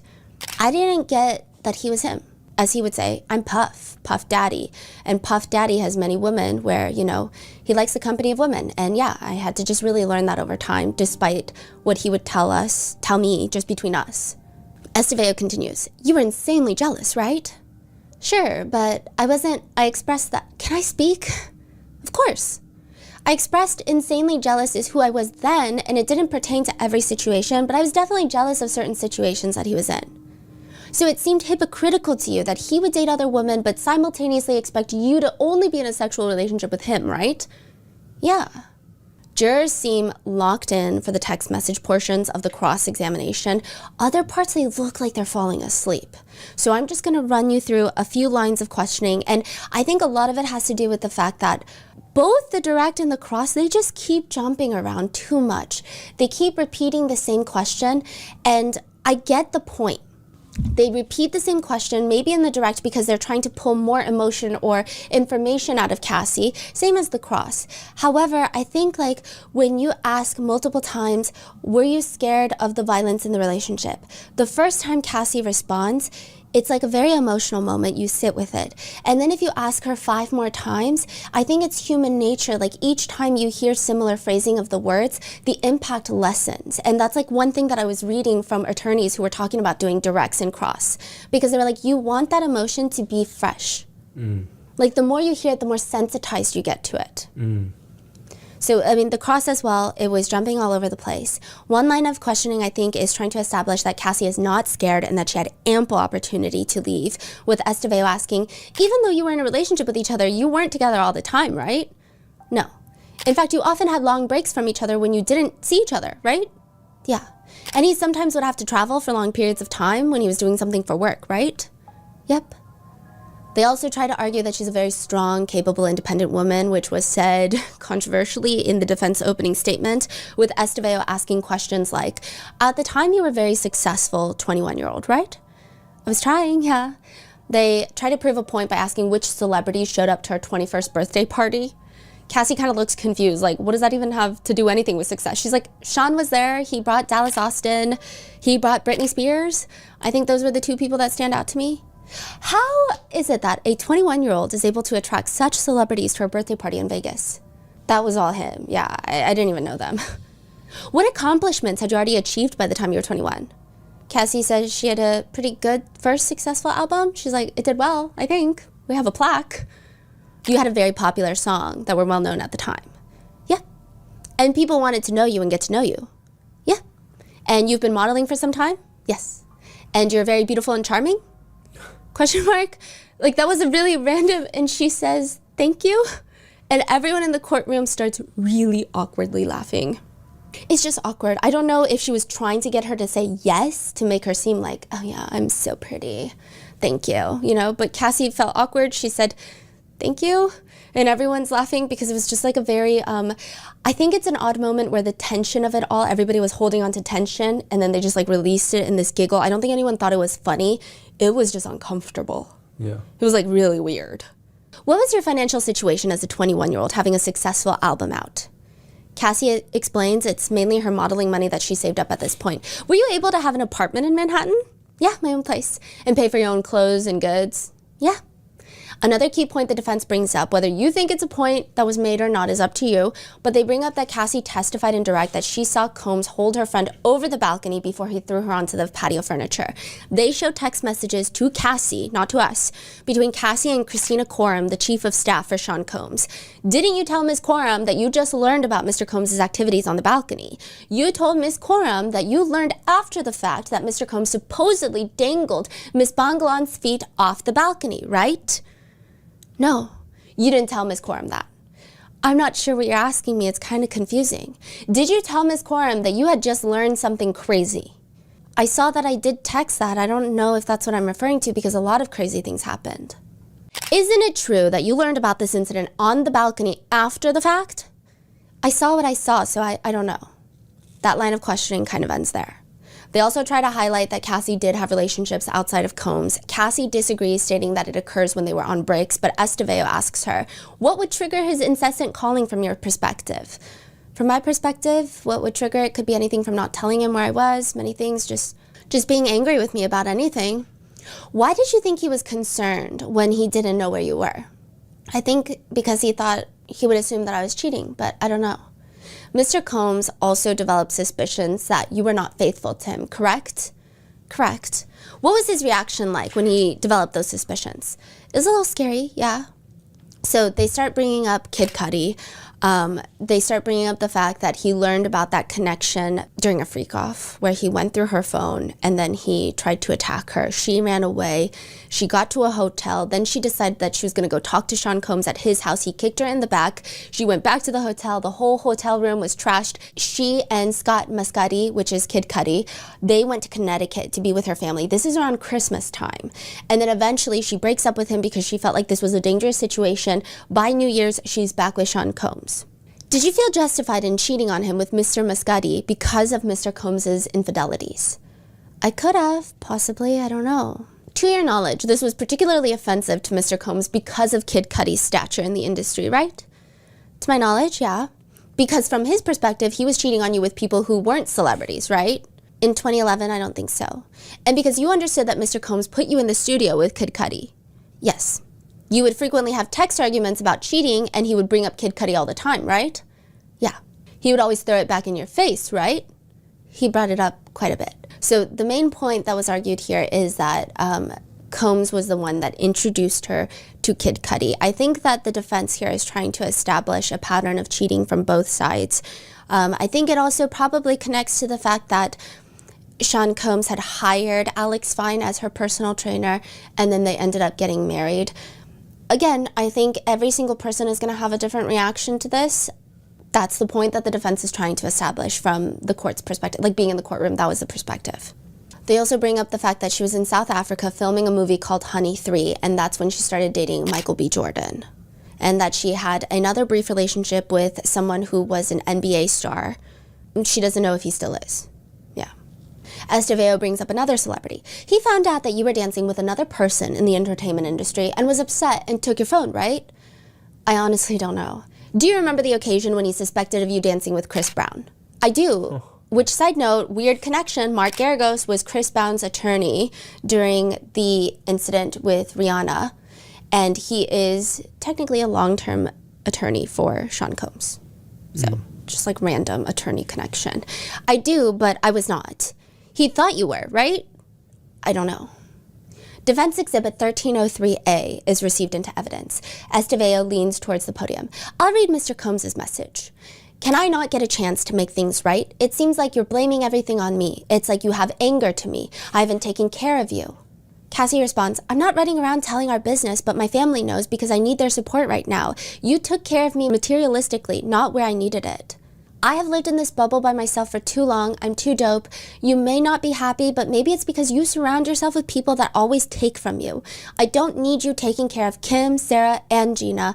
I needed to love you and put me first. I just don't trust anymore. The last shot put the nail in the coffin. I promised myself I wouldn't be with you anymore if you did that to me again. You lied to me. When I think to Burning Man a year ago, all the things I found out that you paid for and continued happening, I just love myself more. I'm not blaming you. Maybe I didn't try, but you wanted me to be a machine and forgive you every time, and she never went away. When you're talking about the last shot putting the nail in the coffin, that she never went away, you're talking about Gina, right? I would think so. Combs is slowly nodding his head during this line of questioning. Now, Cassie was really collected for like her 12-hour cross-examination. There are parts where she would be waiting and awkwardly kind of smiling at Estevao. She seemed very genuine. Like, she wasn't like throwing daggers at Estevao. When it was quiet, she would just kind of awkwardly sit there and smile. At one point, Estevao asks her if a personal assistant ever came into the hotel room during a freak-off. Cassie's like, to my knowledge, they set up and helped clean up after freak-offs. I don't know if they ever came in during. You would remember if an employee came into the room while you were in the middle of a session with an escort, right? Maybe, I don't know. I was high as well. I had my privacy invaded quite a bit while I was in that relationship, so I can imagine. So a lot of people, especially after seeing Don Richard's cross, a lot of people think that Cassie held her own during the cross-examination. Regardless of like what netizens, I guess, feel about her, yeah, she was very good at answering questions genuinely and not getting bulldozed. Later, Cassie mentions that she's not a huge going out type of person. You've never been a huge going out person? No. Personally liked it? No. But you did a lot of it. I did. In fact, you were paid handsomely for it, right? Yes. And you spent a lot of time in clubs. Yeah, too much. There's another ridiculous incident where Estevao is just reading off messages. Mr. Combs says, "Can you make it? I think it'll be good to go with Will tonight. Rube can take you." You say, "How are you? I love you." Mr. Combs says, "I'm missing you," misspelled, and you have a frowny face, and you say, "Staring at our pictures from the plane, I miss you." Mr. Combs says, "I love you. Good morning to my queen. Have the greatest day at work and get a lot of work done." You say, good morning, my king. You mean everything to me with extra E's and O's." And Prosecutor Johnson stands up. "Your Honor, is there a question coming?" Estevao pauses, because you cannot make statements, you must ask questions during a cross-examination. She says, "Am I reading this accurately, Miss Ventura?" "I'm just waiting to find out what you want me to answer." "Am I reading this accurately?" "I believe so. You're just reading it." And then you respond, "I will have the greatest day of my life until you're back home, right?" "Yeah, I can see that." Cassie's cousin was in the row in front of us, so her whole, her attorneys, and then you had Alex Fine, her brother, and her cousin. I could see her face pretty clearly, and I wrote this down. We observed that whenever Cassie had these slightly smarter responses to Estevao, her cousin would smile up at her. Like, most of the time she was not smiling.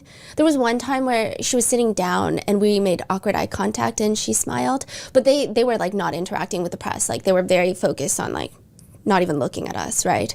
But she was like smiling at Cassie with all these smart moments. It was like a very interesting smile. I don't know, but it gave me one of those moments of like stand your ground smile. Yeah, that's what it felt like to us.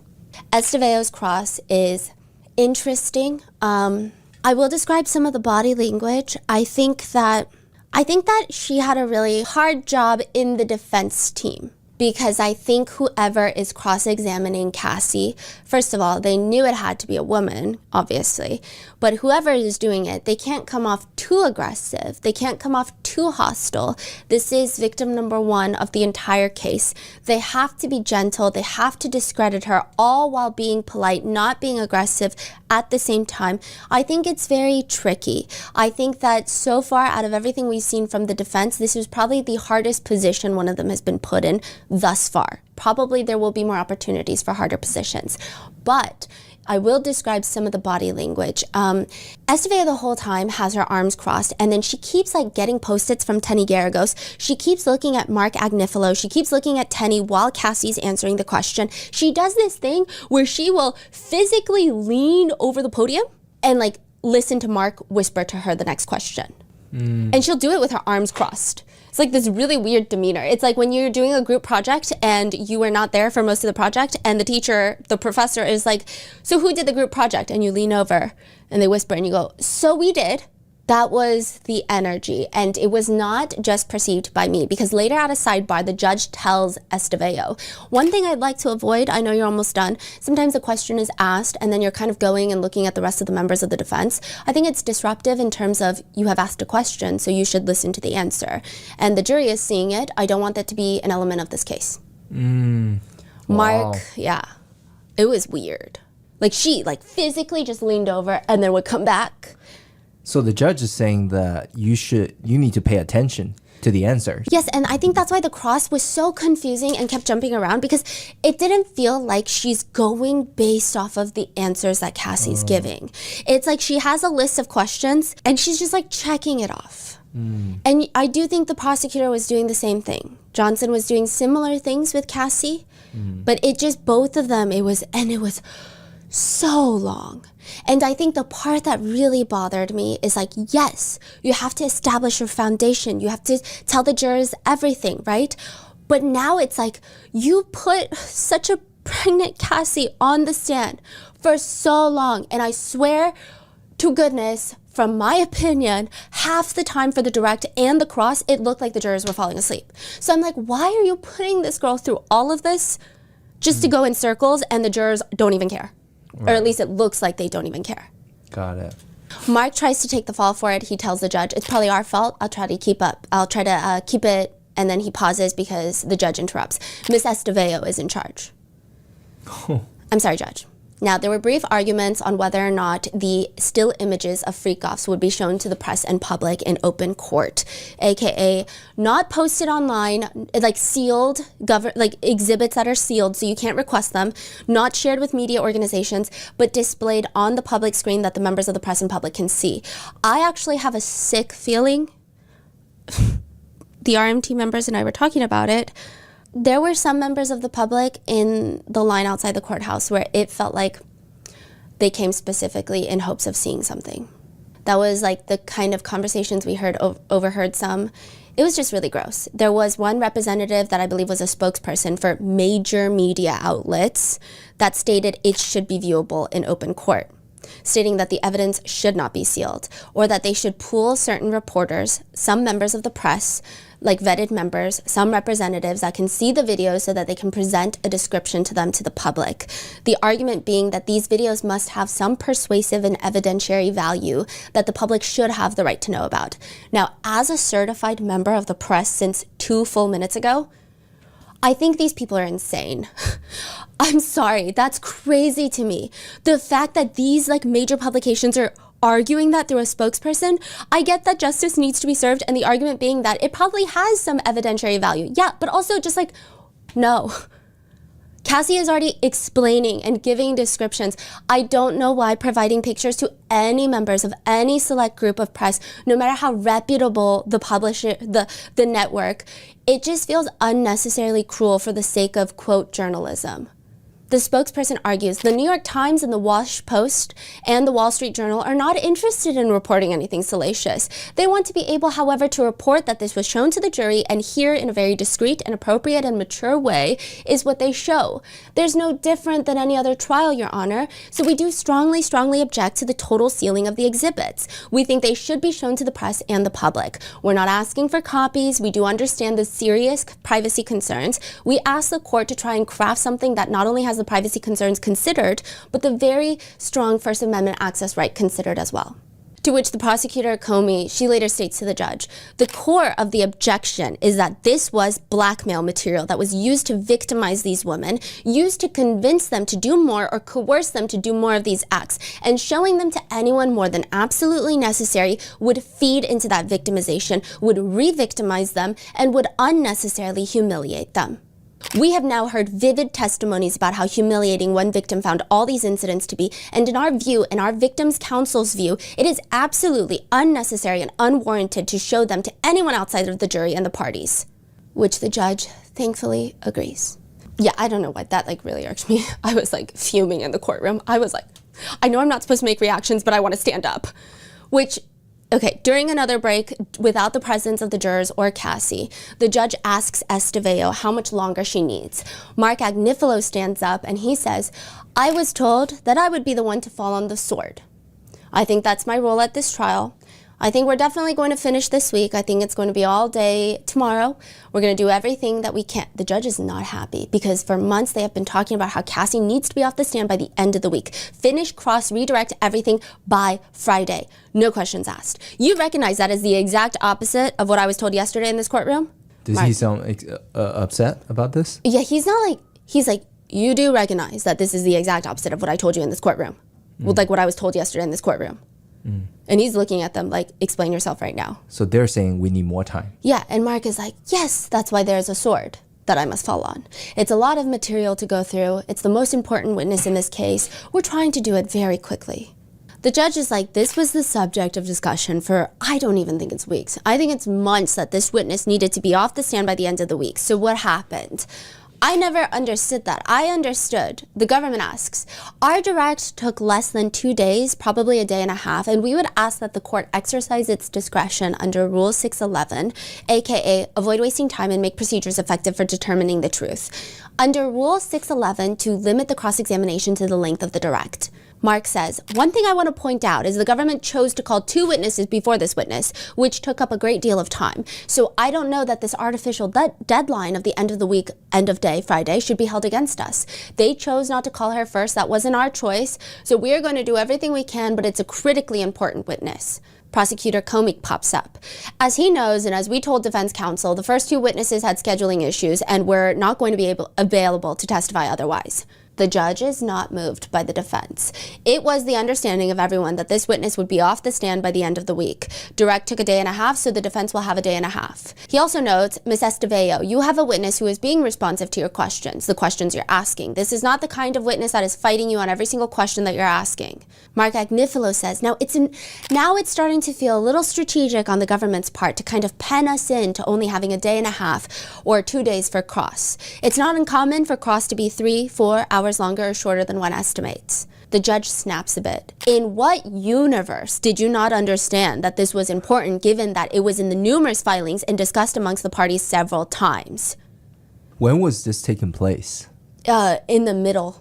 Like the jurors and the witness would be gone, and just like in open court, they have these discussions. Like so a it's like midday break type of thing? Yeah, or? they'll have like a few breaks and then they'll have lunch. But then even for lunch, they'll send the jury, they'll send the witness out, and then they'll continue talking.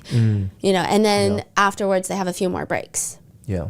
Wasn't there like speculations on why they're doing this? Like delay this cross because Cassie is extremely pregnant? Yeah.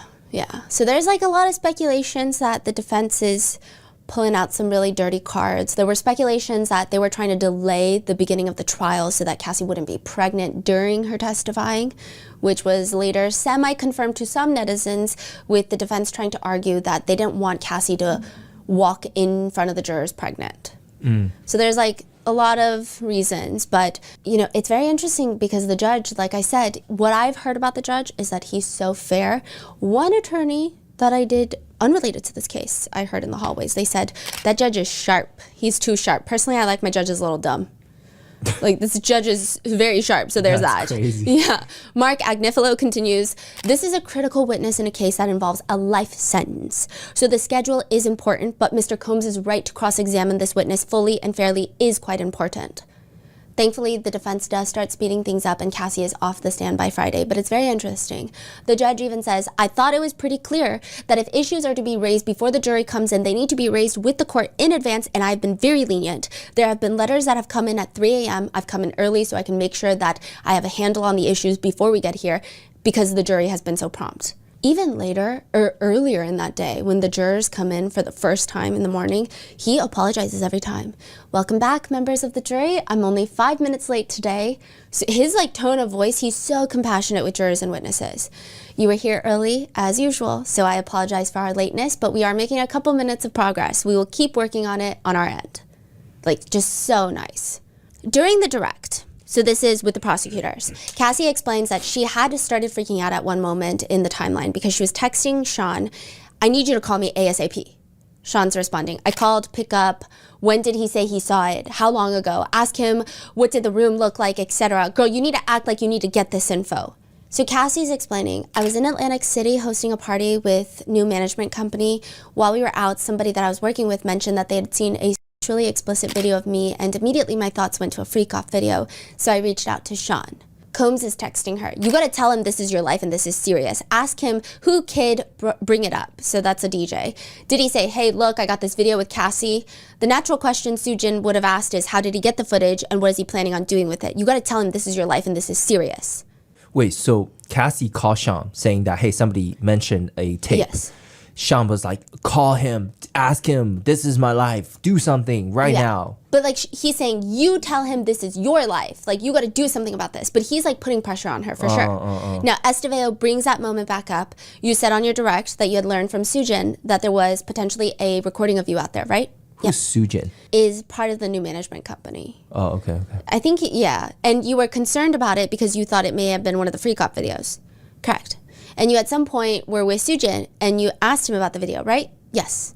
And you suggested on your direct that Mr. Combs was encouraging you to get to the bottom of it with Soojin, correct? Yes. Which later it's revealed that Cassie even asked Sean if they should take Soojin hostage. They play an audio clip, a recording that Cassie took herself. A lot of people were shocked by the audio clip. I think in the courtroom there was definitely a heavier impact because when you're sitting there all day just listening and then you see some random bubbles of text messages here and there and it's 7 hours in and then all of a sudden you hear an audio clip, it's going to be a lot more memorable. It's going to feel a lot heavier of an emphasis because it's whoa, what's happening right now? But can you set the scene for us in terms of what's going on in this audio recording? Where are you? I believe we're in Atlantic City. I just hosted a set of parties the night before. And you reviewed this audio recording this morning before taking the stand. I did, yes. In the recording, you hear Sujin asking Cassie to come to one of his events. He offers to pay her. Cassie says, you don't have to pay me for me to come. What I need to talk to you about is the video of me. Sujin reveals that he has it. And Cassie sounds genuinely heartbroken. She says, you have it? Why wouldn't you show me? And then she's like, I would have shown you if I had a video of you. Wait, what do you mean you have it? Okay, to me it sounds like he's either drunk or high. He's not cooperating. He's just like, ha ha ha. Like, honestly, it was frustrating to hear because it's like, and she sounds like she's getting progressively more anxious. She sounds heartbroken. Like, what do you mean you have it? And then now you're not showing me? And then he's just like, haha, yeah, because I never want to see it again. And she's like, no, you have to show me. And he's like, no. Later she expresses, no, I will kill you. I will cut you. I will bury you in the fucking dirt. I will kill you. And he will kill you again. And I'm going to kill you because you're fucking with me in my life right now. I'm going to fuck you and I'm going to kill you and it's not going to be me. There's not going to be blood on my hands. It was not, I see some people describing it as menacing in a tone that we've never heard Cassie before. I don't necessarily think so. It was not like this dark, sinister, hey, look at me, I'm gonna fucking kill you. Like, but it no, wasn't but like the that. thing is that it's not like she's trying to kill him for, like, she's saying that, hey, give me, like, he has this material of hers, like blackmail material. No, but he won't, it's not even that he won't give it to her. It's like she's talking to a wall. Like, they're not communicating. Like, he's like, I have it, nah, blah, blah, blah. Like, it's like, imagine you're talking to someone, the world is about to blow up, and they're like, hi.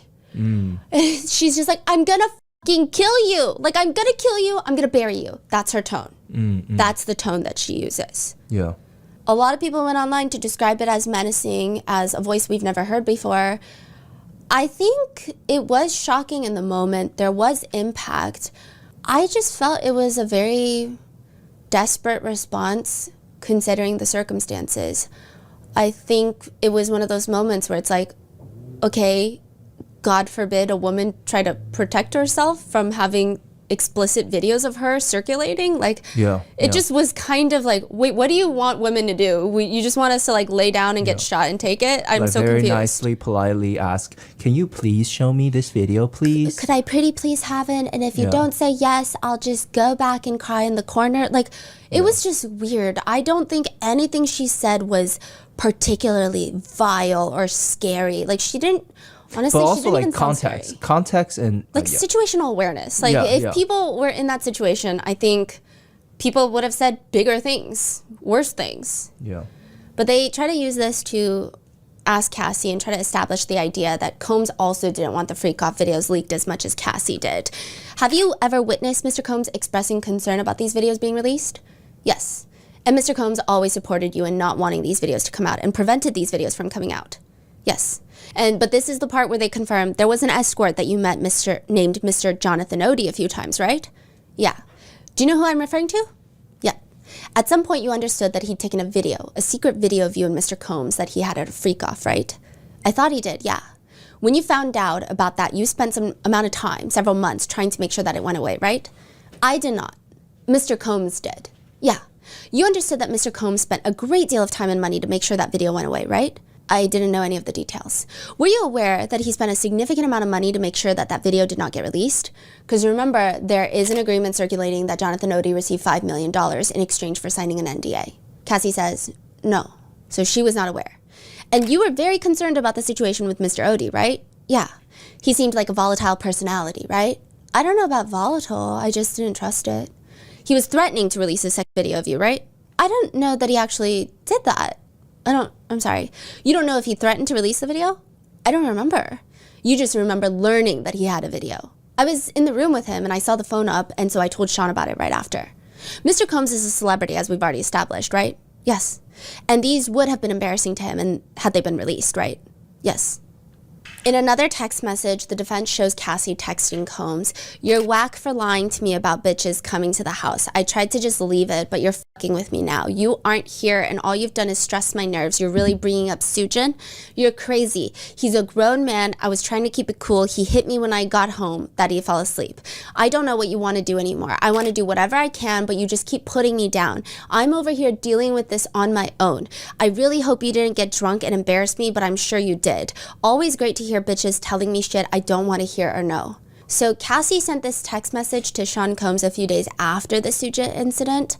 Again, I'm not really sure why the defense brought it up, because I'm like, if anything, it just showed Cassie saying, like, I'm dealing with this all on my own, adding to probably her feelings of desperation, adding to the fact that, yeah, she did, with words, threaten to kill someone, but it means situational awareness, having some context. This text message just kind of bolsters. Yeah, and again, like the attorney was saying that it would be embarrassing for Sean Combs to have this video out. Meanwhile, he didn't do anything about this. He's like partying. Yeah, versus Cassie is the one like desperately trying to do something about it. Right? Yeah. So I'm not entirely, like, I think there was a point they were trying to make, but clearly it didn't get made well enough. I'm sure they asked a few questions afterwards about that text message, but like the point did not point. One text message thread from June 2017 reads, "From Cassie to Combs. The game starts at 10 p.m. No texting after this. Create a character that you will be that is nothing like who you really are, and so will I. Different name, different occupation, different style of dress, different background story. We cannot break character until 8 a.m. When you see me, I am no one you have ever met before. I'm not Cassie, and you're not Sean, Puff, Diddy, Mr. C, etc. LOL. Example, pilot, doctor, author, professor, or whatever you decide. We do not know each other. Then it goes on with this game."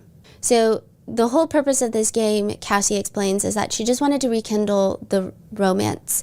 I think the defense is trying to establish, they're trying to say that maybe this is her proposing something else to rekindle their relationship, and it seems like they're trying to connect it with freak-offs, as like they're a very experimental couple, is I think the vibe that they're trying to set. There's another text message thread that's entered into evidence from 2012. Sean texts Cassie, "What do you want to do tonight?"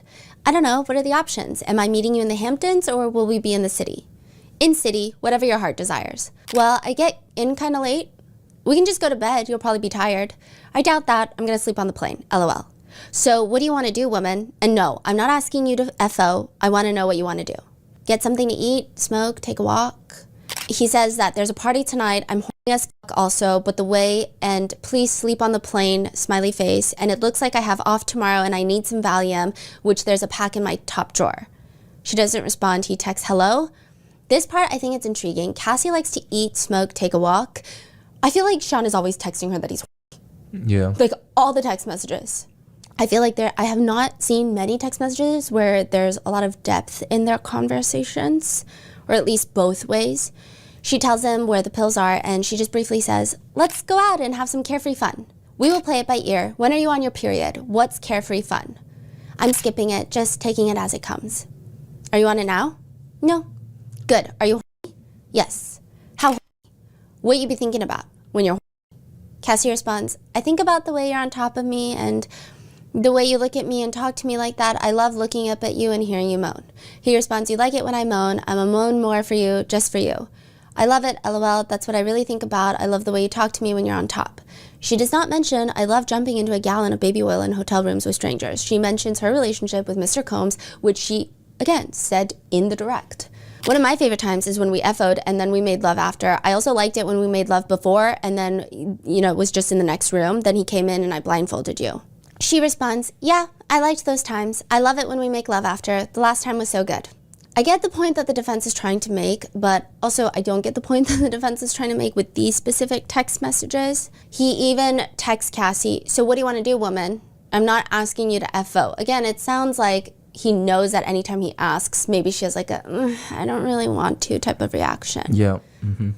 But the defense focuses on skipping the period. You tell him that you're skipping your period, right? Yes. And you're telling him that so you can plan a freak off, right?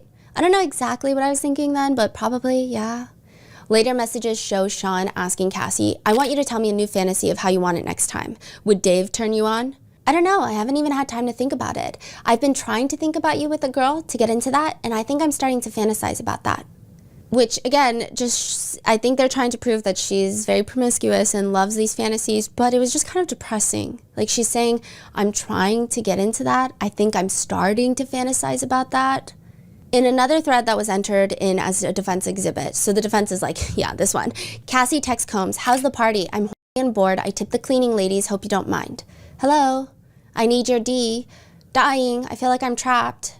Esteveo asks her. This was after a freak off. And when we go to the next page at the bottom, you say, I love you, had so much fun with you, I'm so happy, thank you. In another message from much later, so in 2017, Cassie texts Combe, please don't play victim if you can, go to our last messages. And then you say, that's all you wanted and that's why I was upset. I love our FOs, we both want it. Esteveo asks Cassie, and that's how you felt at the time, that you loved freak offs when you were both into it, correct? I would say that loving freak offs were just words at this point. Well, those were words that you said to Mr. Combs, correct? Those are texts, yes. In this text message, Mr. Combs says to you, I want to freak off right now. How do you respond? LOL, me too. Well, I want to have fun with you. That's you telling Mr. Combs that you want to have a freak off right now, correct? That is me agreeing to it in the first message, and the second one is me establishing I want to have fun with him. Mr. Combs texts you, let me know if you want to have a light night. Jules is available, FYI. Jules is an escort. If not into that, no problem. We can just do our own thing, me and you. Just want to know for hotel purposes. Love you. Cassie responds, love you. Which I guess the point that Esteveo is trying to make here is that Cassie had a choice to the freak-offs because she asks her. By him saying Jules is available, that suggests to you that he wants to have a freak-off, correct? Correct. And he says, if you're not into that, no problem. That's what it says, yeah. And that was an invitation for you to respond yes or no, right? I suppose so. And the response you gave was, love you, right? Right, there was no yes or no. They read more of the messages. Comb texts, you didn't give me an answer. In response, Cassie says, I love you, Pop Pop. In another thread, they bring up a text message from Sean. I want us to have one of our nights. I found this new store. Dope. We'll drink a lot of water, don't overdo, but have us some freaky fun. Do I have your permission to set up? Cassie responds, yeah, but I'm ovulating. This part, it feels like, I don't know, some netizens felt like it kind of proves Cassie is always trying to avoid freak-offs. He responds to her ovulation comment with, that's good, we'll be extra careful and anyone else. If you're not super horny, WTF. Horny? Of course I am. Then in another message, Combs says, same f***ing page, let's get some outfits, shoes, go to sex club, maybe a sex club with your wig. Cassie responds, okay. We sure about tonight because I'm making plans, so I need to know, no stress. Which, yes, the words on the text sound like, yeah, just let me know. But I guess Cassie is saying, like, it wasn't like that. She testified in the direct that she hated the sex clubs. And he says, you sure? I need to know. No stress. He texts, didn't hear from you, so just put some plans in motion. If you're not sure, please let me stop. Surprise package coming out of state. Just let me know if I'm headed in the wrong direction so I can cancel. She responds, I told you I was getting my lashes and brows done at 8. I just finished. Cool. Read and answer my text. The defense opening statement, Tenny Garagos brings up that Combs did indeed have a bad temper that was, quote, when he drank or did the wrong drugs, he got violent. AKA he's violent because mainly of the amount of substance abuse. She continues, Combs' violent outbursts, often fueled by alcohol, jealousy, and drugs, might have warranted domestic violence charges, but not sex trafficking and racketeering counts. With Esteveo repeating questions and circling back and bringing more questions about drugs, you would say that he was an addict, right? What substances was he addicted to? To which, yes, I think Cassie's attorney should have and did prep Cassie on how to respond to the questions in the honest way, but I do think that she's like fed up. Cassie's not having it. There were points in your relationship when he was heavily dependent on opioids, right? We both were. There were points. You said that when he's taking drugs, he's not doing well. Is that what you said? I was saying from my perspective, like my mind. If I'm taking drugs, I'm not doing well. Like, I'm just trying to follow you right now, your questions. My question is confusing. That's okay. When Mr. Combs was using more drugs, was his mood worse? I can't specify. There was a lot of drug use. You witnessed a lot of drug use by Mr. Combs, right? We both participated, yes. You said before that you witnessed him withdraw from opioids, right? Based on those experiences, how did his mood change during the withdrawal?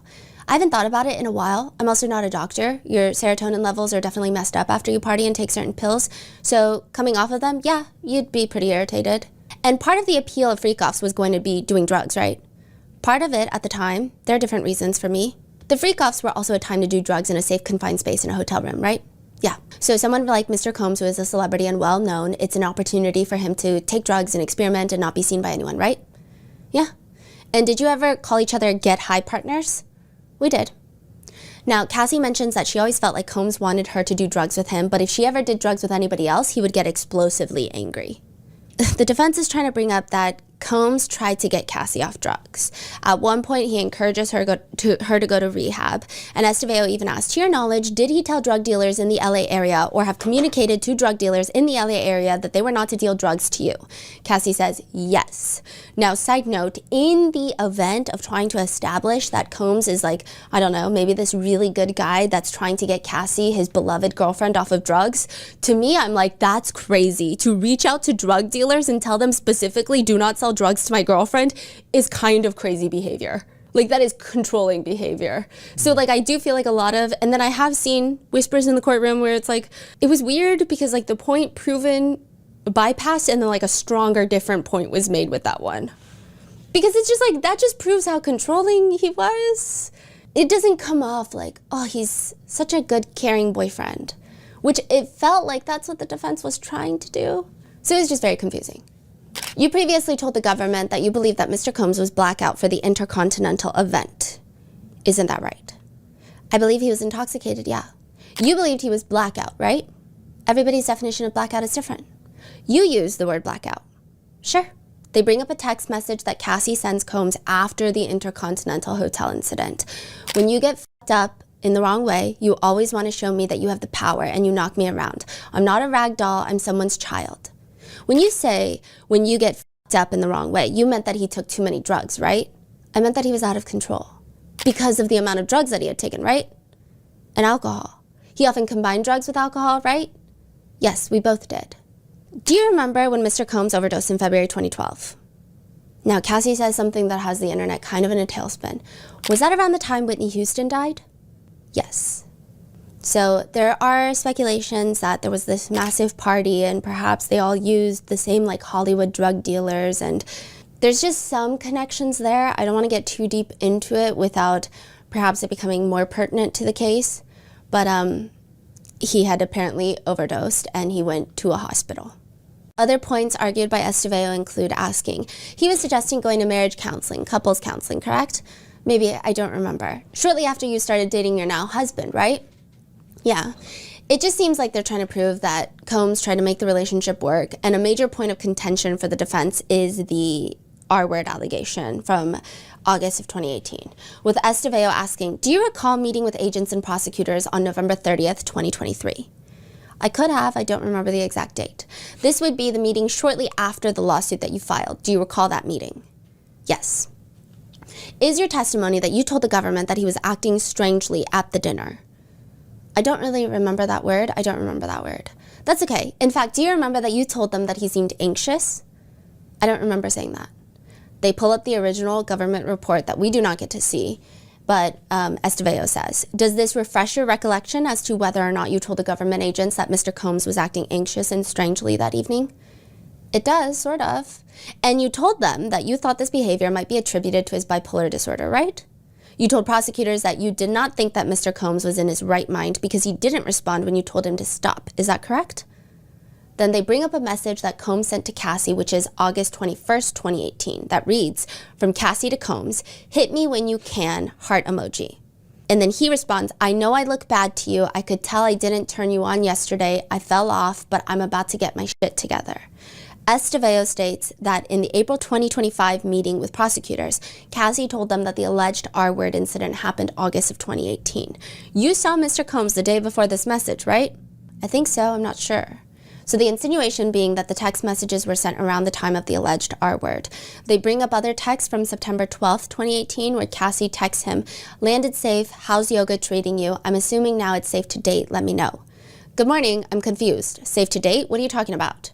Side note, it's revealed that he was having a romantic relationship with his yoga partner, allegedly, and he texts Cassie back, what does yoga have to do with me? Hit me back, please, babe. Nothing. I hear you're dating. I didn't know. I'm on the beach walking with my dad right now. I'm not dating. Dating who? I'm not dating. Baby, I'm not dating, LOL. And no dates, no dinners, nothing, nobody. Okay. Who do you think I'm dating? I don't think I should even be bringing this up to you. Let's just leave it alone, all right? I actually need to stop even caring. Do you want to start dating?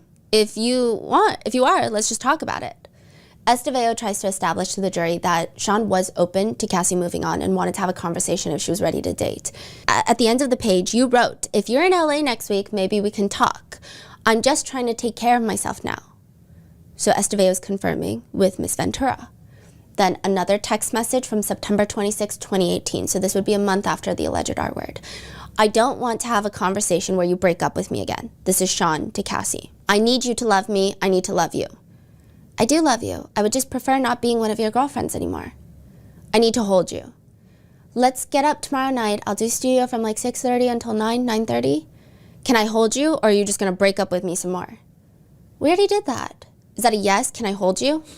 We can embrace, LOL. LOL, good to know that you still have a sense of humor. I can't wait to see you, Cassie. I can't wait to see you too. Yay. I wasn't trying to upset you. I promise I'm not being mean. I'm embracing my sanity. People have access, and just showing up to the house really has me fucked up, had me fucked up. We don't even have to talk about it. That's just not what I need right now. Right? If I can't know where you live, that's too far for me. If you want to be away from me like that, we don't have to deal with each other on any level. That's too far for me. Live your life. Whatever you need will be done as promised. That's too far. I don't know what to say. I'm choosing my sanity over everything. Today would be the first time we're seeing each other in person in a long time. I'm so peaceful right now. I want to keep it. I'm finally sleeping well and gained weight. I don't think you understand how those two small things have made the hugest difference. Estevao looks at Cassie. And you don't say anything to the effect of, "The last time we saw each other, you raped me, right?" Right. In fact, you're saying that you want to keep the peace, right? Yep. And he responds, "I respect your sanity. It's best we keep it moving. I'm not a stalker. No beef. I'm clearer than ever. I don't want to link. Focus on you and your sanity. I'm good. Love." Combs is like reading the messages so intently. Like he's never seen this before. I'm like, "Sir, you sent these." Like he's like really reading it. Like he looks like he's about to kiss the evidence screen. So this is clearly a very important moment. "And you said you were really looking forward to that hug. But okay, right? Right. And you wanted to hug him at that point, right?" Yep. So the defense argues that September 27, 2018, Cassie sees Combs, and we don't know what they showed to refresh Cassie's recollection, but Estevao says, "And when you saw him that night, did you have sexual activity with him?" I did. So Cassie did mention during her direct that she was R-worded August, and then she did have another encounter with him where she did consent. "And that night when you were having intercourse with him, did you receive a FaceTime call?" I did. "And did you answer that call?" No. "Did you recognize the caller ID to be your now husband?" So at this point, she and Alex Fine were dating. I did. "And Mr. Combs noticed this call, right?" Yep. "And he noticed the name that was, or the alias that was popping up on your phone, right?" Yep. "And this was in the middle of your evening with Mr. Combs?" Correct. "During which you were having intercourse, right?" Yeah. "Was it actually in the middle of intercourse that you received this call?" We were together. I don't know if it was actually in the middle of intercourse that I received the call. "And your now husband didn't know that you were with Mr. Combs at the time, correct?" I don't know what he knew at that point. I don't know. "You were seeing him at the time, right?" Yes. "At the time that you had this evening with Mr. Combs?" Yes. "After this incident, your now husband learned about your evening with Mr. Combs, right?" At a point, but I don't know. "You didn't answer his FaceTime call that evening, right?" I did not. "Did he find out after that evening that you didn't answer his FaceTime call because you were with Mr. Combs?" Objection. "You told your now husband that Mr. Combs R-worded you, didn't you?" I did. "That evening, right?" That evening? In September? No, that wasn't the evening when I was R-worded. Your husband punched a wall at a certain point, right? He did. When he learned that you were still having intercourse with Mr. Combs, right? When you informed him that Mr. Combs R-worded you, correct? Yes, I think. I don't remember exactly when that was. Your husband learned of your sexual intercourse with Mr. Combs, right? Right. And you told him that Mr. Combs R-worded you, right? Right. And when your husband learned about it, he punched a wall, right? I believe so. The point I think that the defense is trying to establish, whether you agree with it or not, their defense is that she was seeing Alex Fine, she was dating him, and then she had this evening with Sean Combs in September of 2018. Alex Fine FaceTimed her. Clearly he's finding out that maybe she's not where she said she was going to be or something of that sort. She goes back to him and he's trying to ask her, like, where were you? And they're almost insinuating that she comes up with this R-word story in that moment to kind of de-escalate perhaps a big relationship fight with this new boyfriend of hers. Is kind of what they're insinuating with this line of questioning, or at least that's what we got from it. Estevao brings up other text messages from October 5th, 2018, so now this is 2 months after the alleged R-word. Combs texts, "I'ma just fall back. You call me when you need me." Cassie responds, "To be honest, I'm not sure how to even handle things to get my life to a comfortable place. I know that you don't want to hurt me anymore. I miss you. I feel so lost without you. I'm heartbroken. I don't trust anymore. I'm sad." You don't see him for a number of weeks, correct? A month after this is November 15th, 2018. Kim Porter passes away unexpectedly. Isn't that right? Yes, it is. And you went to a memorial service for Miss Porter, correct? Another message is entered into evidence sent from Cassie to Combs on November 19th, 2018, after Kim Porter's memorial service. "I didn't just leave you, I said goodbye a few times. I want to be there for you, but needed to get to Grandma. My flight was delayed, so I'm taking off now. I need to be real with you. I know how crazy and painful this all is. And you want my support, but you've compared me to Gina the other day and the babysitter," whom he's allegedly sleeping with at the time.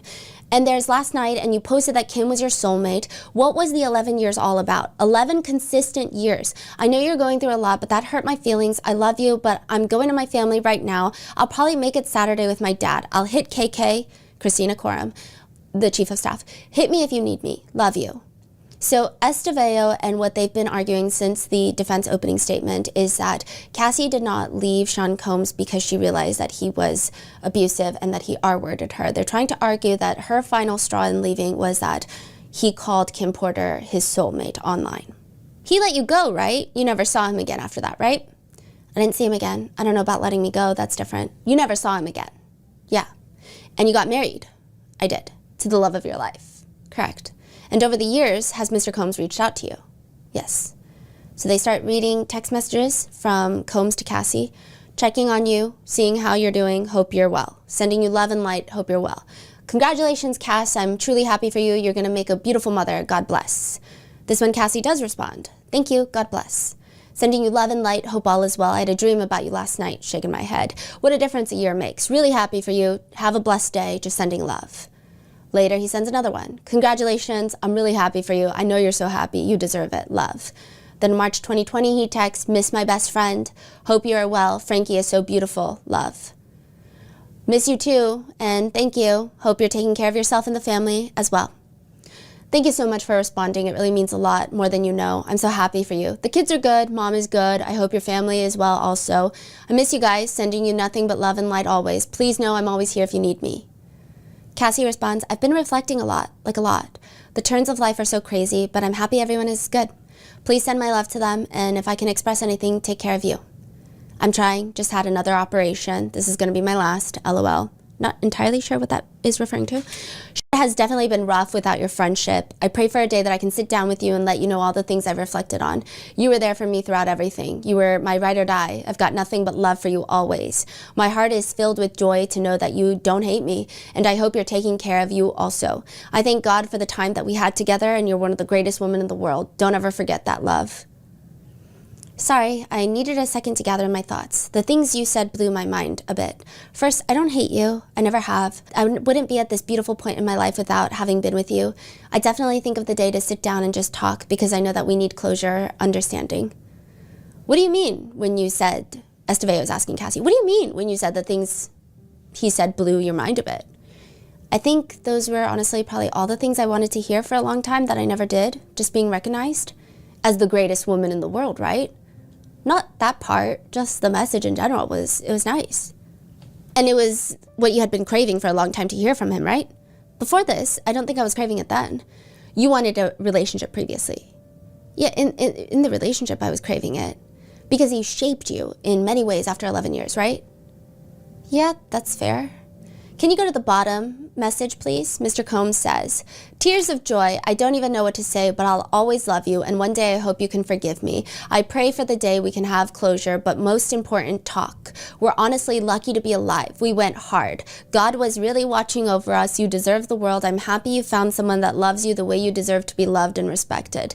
Please let me know when is a good time to get together, and I'll make myself available. Tell moms and pops I said hi. Please know I send this message with all respect for your marriage.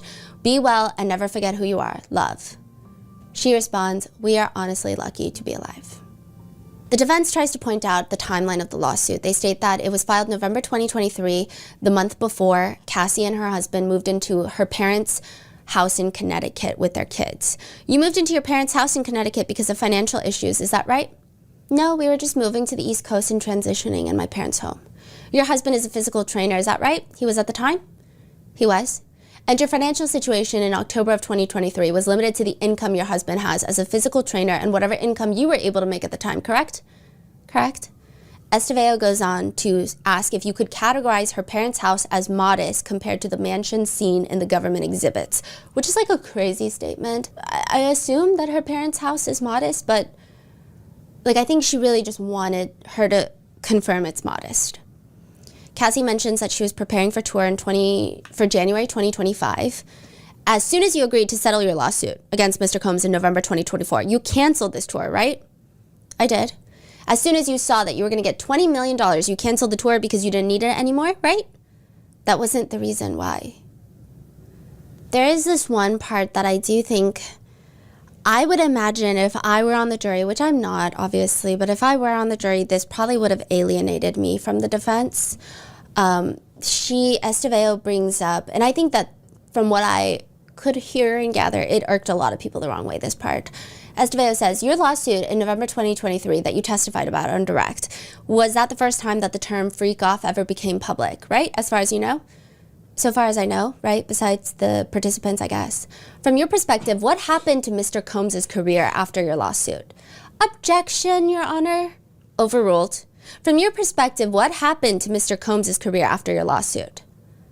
That's a lot. "Fair to say that his career was ruined, based on your understanding? When your lawsuit was publicized in November 2023, you understood that his career was ruined at that point, right?" "I could understand that, yeah." I guess it's regardless of the charges that Combs is facing right now, I think that hotel video alone, I don't know if people really care for his career. No one cares for the longevity of his career after seeing the hotel video footage. Now, obviously, we cannot make judgment on the charges that he's on trial for right now. However, just that, people are like, why does Cassie need to care about his career after that hotel video? That hotel video alone should probably end someone's career. So they just didn't a lot of people felt like it's giving, but the R-worder or the abuser is a young man with a bright future ahead of him, and you ruined that, right? It's yeah, but what about my life? That was the feeling. They also bring up that after the Intercontinental Hotel footage aired, she points out Cassie wrote, "Domestic violence is the issue." So she released a very simple Instagram statement, remember, after that footage? And in that statement, she writes, "Domestic violence is the issue." Yes. You wrote domestic violence is the issue. There was more than that, but yeah. So the point that they're trying to make, okay, if I'm being so honest, both me and our researchers wrote, what's the point? It just felt like it might have been better if they didn't even include this, because it's for that footage, yeah, domestic violence is a huge issue. I guess they were trying to point out, you didn't write sex trafficking is the issue. But it just felt it just was, I imagine if, again, we were on the jury, I would have been like, this is very alienating for me because that's crazy. Yeah. And there is this part where it's kind of confusing. Estevao is trying to say at that point in the timeline, it's unclear if she's saying at that point in the timeline or right now, but she says, and you still don't hate him now, right? And Cassie says, I don't hate him. And Combs shakes his head side to side. In fact, you still have love for him? I have love for the past and what it was. The defense closes their cross-examination with the text message, want to freak off one last time tonight? This is what Combs texts Cassie in 2012. They break up in 2018. Want to freak off one last time tonight? What? You can't read? Cassie responds, I don't want to freak off for a last time. I want it to be the first time for the rest of our lives. Anna Esteveo says, I have no further questions. And she walks off the podium. Prosecutor Johnson does the redirect. She pulls up more messages from that exact text thread in which Cassie texts later. And you know what? Prosecutor Johnson, I felt like this was her redemption arc because her direct, a lot of people were struggling with her direct. I heard, because I do try to listen to like what people in the public are saying about, because there's like overflow rooms. Anyway, I'm trying to listen and see what people thought, because sometimes you go online and you have a very different reaction from a lot of people in the courtroom, because you're getting snippets of headlines and random excerpts from the court day, and then the people that were actually in the courtroom, you're getting like 8 hours of information. Sometimes there's a discrepancy, and a lot of people said that with Prosecutor Johnson's initial direct, it just didn't, like, they felt frustrated because this is an emotional testimony. And yes, you don't want to re-traumatize the victims, but there were a lot of points where it just felt like she didn't let Cassie talk. Like, she just kept moving on to the next question, when the jurors are like, wait, we want to know what she would have said further. Because there'd be these moments where she's collecting her thoughts, like wiping away a tear, and then we're already moving on. When it's like, wait, I feel like she was trying to say something after that, like after she collects herself. Yeah. Now she comes in and she seems a little bit upset about the cross, okay? Because a lot of jurors are furiously taking notes when Johnson comes in for the redirect. Even Combs is taking notes on his pad on his lap. Her voice feels animated compared to the past 12 hours with Anna Esteveo, which, yeah. You say, I want to see you, but I'm emotional right now. I can't do one last time. I'd rather not at all. So that's context to the text message thread that the cross just ended with. Throughout your relationship with Sean, were there periods where Sean was kind and loving? Yeah. Did those periods ever last? No. What are some of the ways Sean's mood affected you? I mean, they affected my whole life, my career, how I felt about myself, my self-worth, yeah. Throughout your entire 11-year relationship with Sean, who did you want to have sex with? I wanted it to be with him, just him. Was there anyone else you wanted to have intimate relations with? Not at the time. Prosecutor Johnson also shows that in one of the texts that Cassie is expressing wanting to do freak-offs, Combs had texted her, you're supposed to be seducing me all day. During freak-offs, how often was your career discussed? A lot? Why didn't you get to do many of the things you wanted to do for work? Because I had a whole other job. What was that whole other job? It's basically a sex worker. Motion to strike. So the judge does grant the motion to strike, which means jurors should disregard the last answer, which I think is nearly impossible to do as a human, but don't get me started on that. The prosecutors also point out that in other messages, it seems like Combs requests freak-offs. Meanwhile, Cassie is sending messages like, I can book a show for us to go see tomorrow night. We can be like old times and take our Central Park walk, smoke, drink some wine, just veg out. Sorry if I seem a little out of it. They put our oldest dog to sleep today. Instead, they do a freak-off. Do you have any doubt that Combs R-worded you? No. And a few weeks after that, in August of 2018, did you have consensual activities with Sean? Yes. And you said the settlement was not the reason you canceled the tour. Correct. Why did you cancel the tour? After filing my lawsuit, I was just overwhelmed, and I couldn't continue doing that at that point. It was quite overwhelming, addressing the past in the way that I chose to. I didn't want to be away from my kids at the time. Do you plan to file any more lawsuits? No. Do you expect to get any money out of testifying at this trial? No. How much money did Sean pay you to settle the lawsuit? $20 million. Would you give that money back if that meant you never had to have freak-offs? She starts, this is probably the most emotional part of her testimony. I'd give that money back if it means I never had to do freak-offs. If I never had to have freak-offs, I would have agency and autonomy, and I wouldn't have to work so hard to get it back. And this is like, my researchers and I saw the same thing. A member of the defense team looks over at another member of the defense team and basically rolls their eyes. And I'm like, I get it. You don't think that that happened. You think that she consented, but it was kind of sad to see. It was just like, really, wow, what is happening right now? Combs is frozen as a statue. Do you remember when defense counsel asked you yesterday if freak-offs were a special time that you cherished? Yeah. How would you describe the experience of an escort urinating in your mouth while you were on the floor? Objection. Sustained. So they got to move on. How many times did Sean insist you have a freak-off when you still had a UTI? All the time, frequently. And did Sean beat you during freak-offs? Yes. Once or more than once? more than once? How did you feel during the freak-offs when Sean beat you? Worthless? Just like dirt? Like I didn't matter to him? Like I was nothing? Like absolutely nothing? What concerns did you have, if any, about saying no to freak-offs? I was worried for my safety, I was worried for my career, but I was also in love with him, so I worried that he wouldn't want to be with me anymore. No further questions at this time. Estevao is back on the podium, and she proceeds to go through and readdress a lot of the things, but nothing new is said until she asks, you stated on the redirect that you did not have any additional lawsuits other than your suit against Mr. Combs, right? Right. You have recently received a settlement from the Intercontinental Hotel, didn't you? No. So at this point, I was kind of confused of like, oh, maybe Estevao got incorrect information, right? You did not? I haven't received a settlement from the Intercontinental. Did you make a demand on the Intercontinental? I did. Did you receive anything in response to that demand? No, I haven't. Do you anticipate receiving some settlement in that case of matter? I do. How much do you expect to receive? I don't know the exact number. Can you provide an estimate?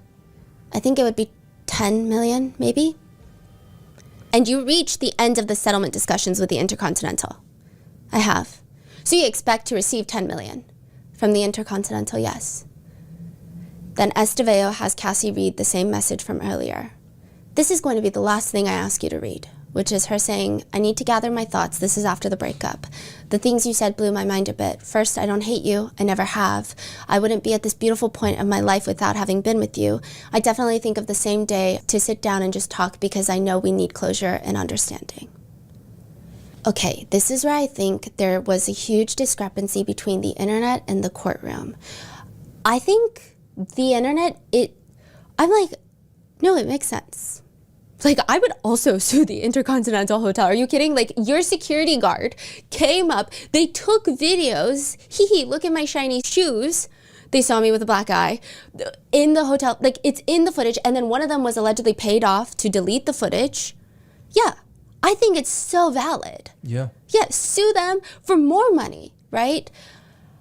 I think, though, the way it was revealed in court, in the recross, like it was like a mic drop moment. And like the energy shifted in the courtroom and it felt like something that Cassie was trying to hide, even though I don't think that's the case. But the way that it was brought up made it feel like that in that moment. I do think that some of these big numbers also don't sit well with the jurors, is just what I've noticed. You know, this is a very large amount of life-changing money. Do we think she should sue for more? Probably a good chunk of us probably think, yeah, she should sue for a lot more, right? A lot of people were upset with the prosecutors about this because why did they not address it in the direct? So you're saying like when the question was dropped, the jurors had a like energy shift or had a the whole reaction. Courtroom. Everyone like Public, press, everyone. It was like oh. Got it. Oh. But then it's like afterwards you get out and you're like, oh, yeah, duh, right? But in that moment, it was like, Yeah. So like it almost like this should have been brought up way earlier. Yes. Okay. So that's why a lot of people are upset. It's not the fact that she sued them and got $10 million. It's the fact that it was revealed by the defense attorneys in the recross. If Prosecutor Johnson had brought it up in the direct and Cassie had time to explain, it's so easy for people to connect the dots of like, oh yeah, duh, we saw that footage. That was crazy. Yeah. But instead, the defense brought it up. Yeah. They took everybody off guard. They took Cassie off guard, and it made it seem like a dirty secret, even though technically it probably is not. In the redirect, Johnson just asks if she has any more pending lawsuits and or if she's expecting any financial benefit depending on the outcome of the trial. Those are all answered no. Estevao just has one last question for her recross, and it's, you just reached the settlement with the Intercontinental last week, right? I don't know if it was last week, but in the past month. Before your testimony today, right? Yeah. Estevao grabs her binder, and she says, thank you. And she walks off the podium, and she looks very upset. After that, the witness is off the stand. Cassie is walked away out of the courtroom with her husband, attorneys, brother, and cousin following after her. And after that, Sean Combs does prayer hands and hugs Anna Estevao. I think that there were a lot of moments where people in that courtroom, from what I could tell and from what I overheard some of the members of the public saying, they felt very frustrated with how the direct occurred with Cassie. They felt like it just did not do her justice. And then with the cross, the revealing of certain information just really didn't do her justice, and she didn't have that time to explain in the direct. And a lot of people felt like it's not like the direct was short. Some jurors were seen allegedly falling asleep. We think they looked like they were very sleepy and very zoned out and not engaged during the direct. So there's clearly very slow moments where we just kept circling back, we kept rambling about things, and maybe legally it's like they're establishing the foundation, but it just, as someone who probably resonates with a juror, because I'm not an attorney, it just felt like a lot of yapping, but nothing was being said. And like the fact that you have Cassie on the stand to be re-traumatized through all of this, it's like, it felt lengthy for no reason. And yet we didn't even address the Intercontinental. We didn't address a lot of these things that if she had been given the time to explain her side of the story, it probably would have been good. And a lot of people think that's why the internet is having the reaction it's having, because certain things she was not able to address in her direct at all. Mm-hmm. Outside the federal courthouse, Doug Wigter, the attorney for Cassie and Alex Fine, give a statement. Cassie and her husband's statement. Cassie says through her attorney, "This week has been incredibly challenging, yet profoundly empowering and healing for me. I hope that my testimony has provided strength and a voice to fellow survivors, encouraging others who have faced similar struggles to speak out and begin their healing process. For me, as I continue to heal, I find that I can recall more, and with each memory, I am reminded that I will never forget. I wish to extend my thanks to my family and advocates for their steadfast support, and I'm thankful for the kindness and encouragement I've received. I'm relieved to close this chapter of my life as I shift my focus to the conclusion of my pregnancy. I kindly request privacy for myself and my growing family." Cassie's husband, Alex, also made a statement through their attorney. "Over the past 5 days, the world has gotten to witness the strength and bravery of my wife freeing herself of her past. There has been speculation online surrounding how it must feel for me to sit there and listen to my wife's testimony. I have felt so many things sitting there. I have felt tremendous pride and overwhelming love for Cass. I have felt profound anger that she has been subjected to sitting in front of a person who tried to break her. So to him and all of those who helped him along the way, please know this: you did not.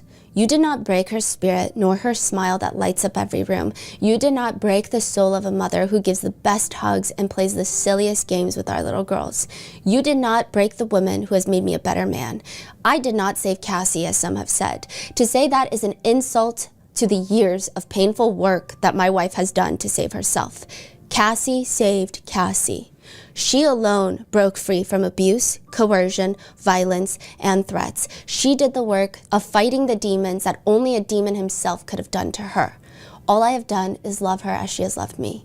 Her life is now surrounded by love, laughter, and our family. This horrific chapter is forever put behind us, and we will not be making additional statements. We appreciate all the love and support we have received, and we ask that you respect our privacy as we welcome our son into a world that is now safer because of his mom." And that is the final part of Cassie's testimony. But it's not really over, because they bring in Cassie's best friend. They bring in Dawn Richard, who testifies about some of the abuse that she saw Cassie go through. They bring in Cassie's mother.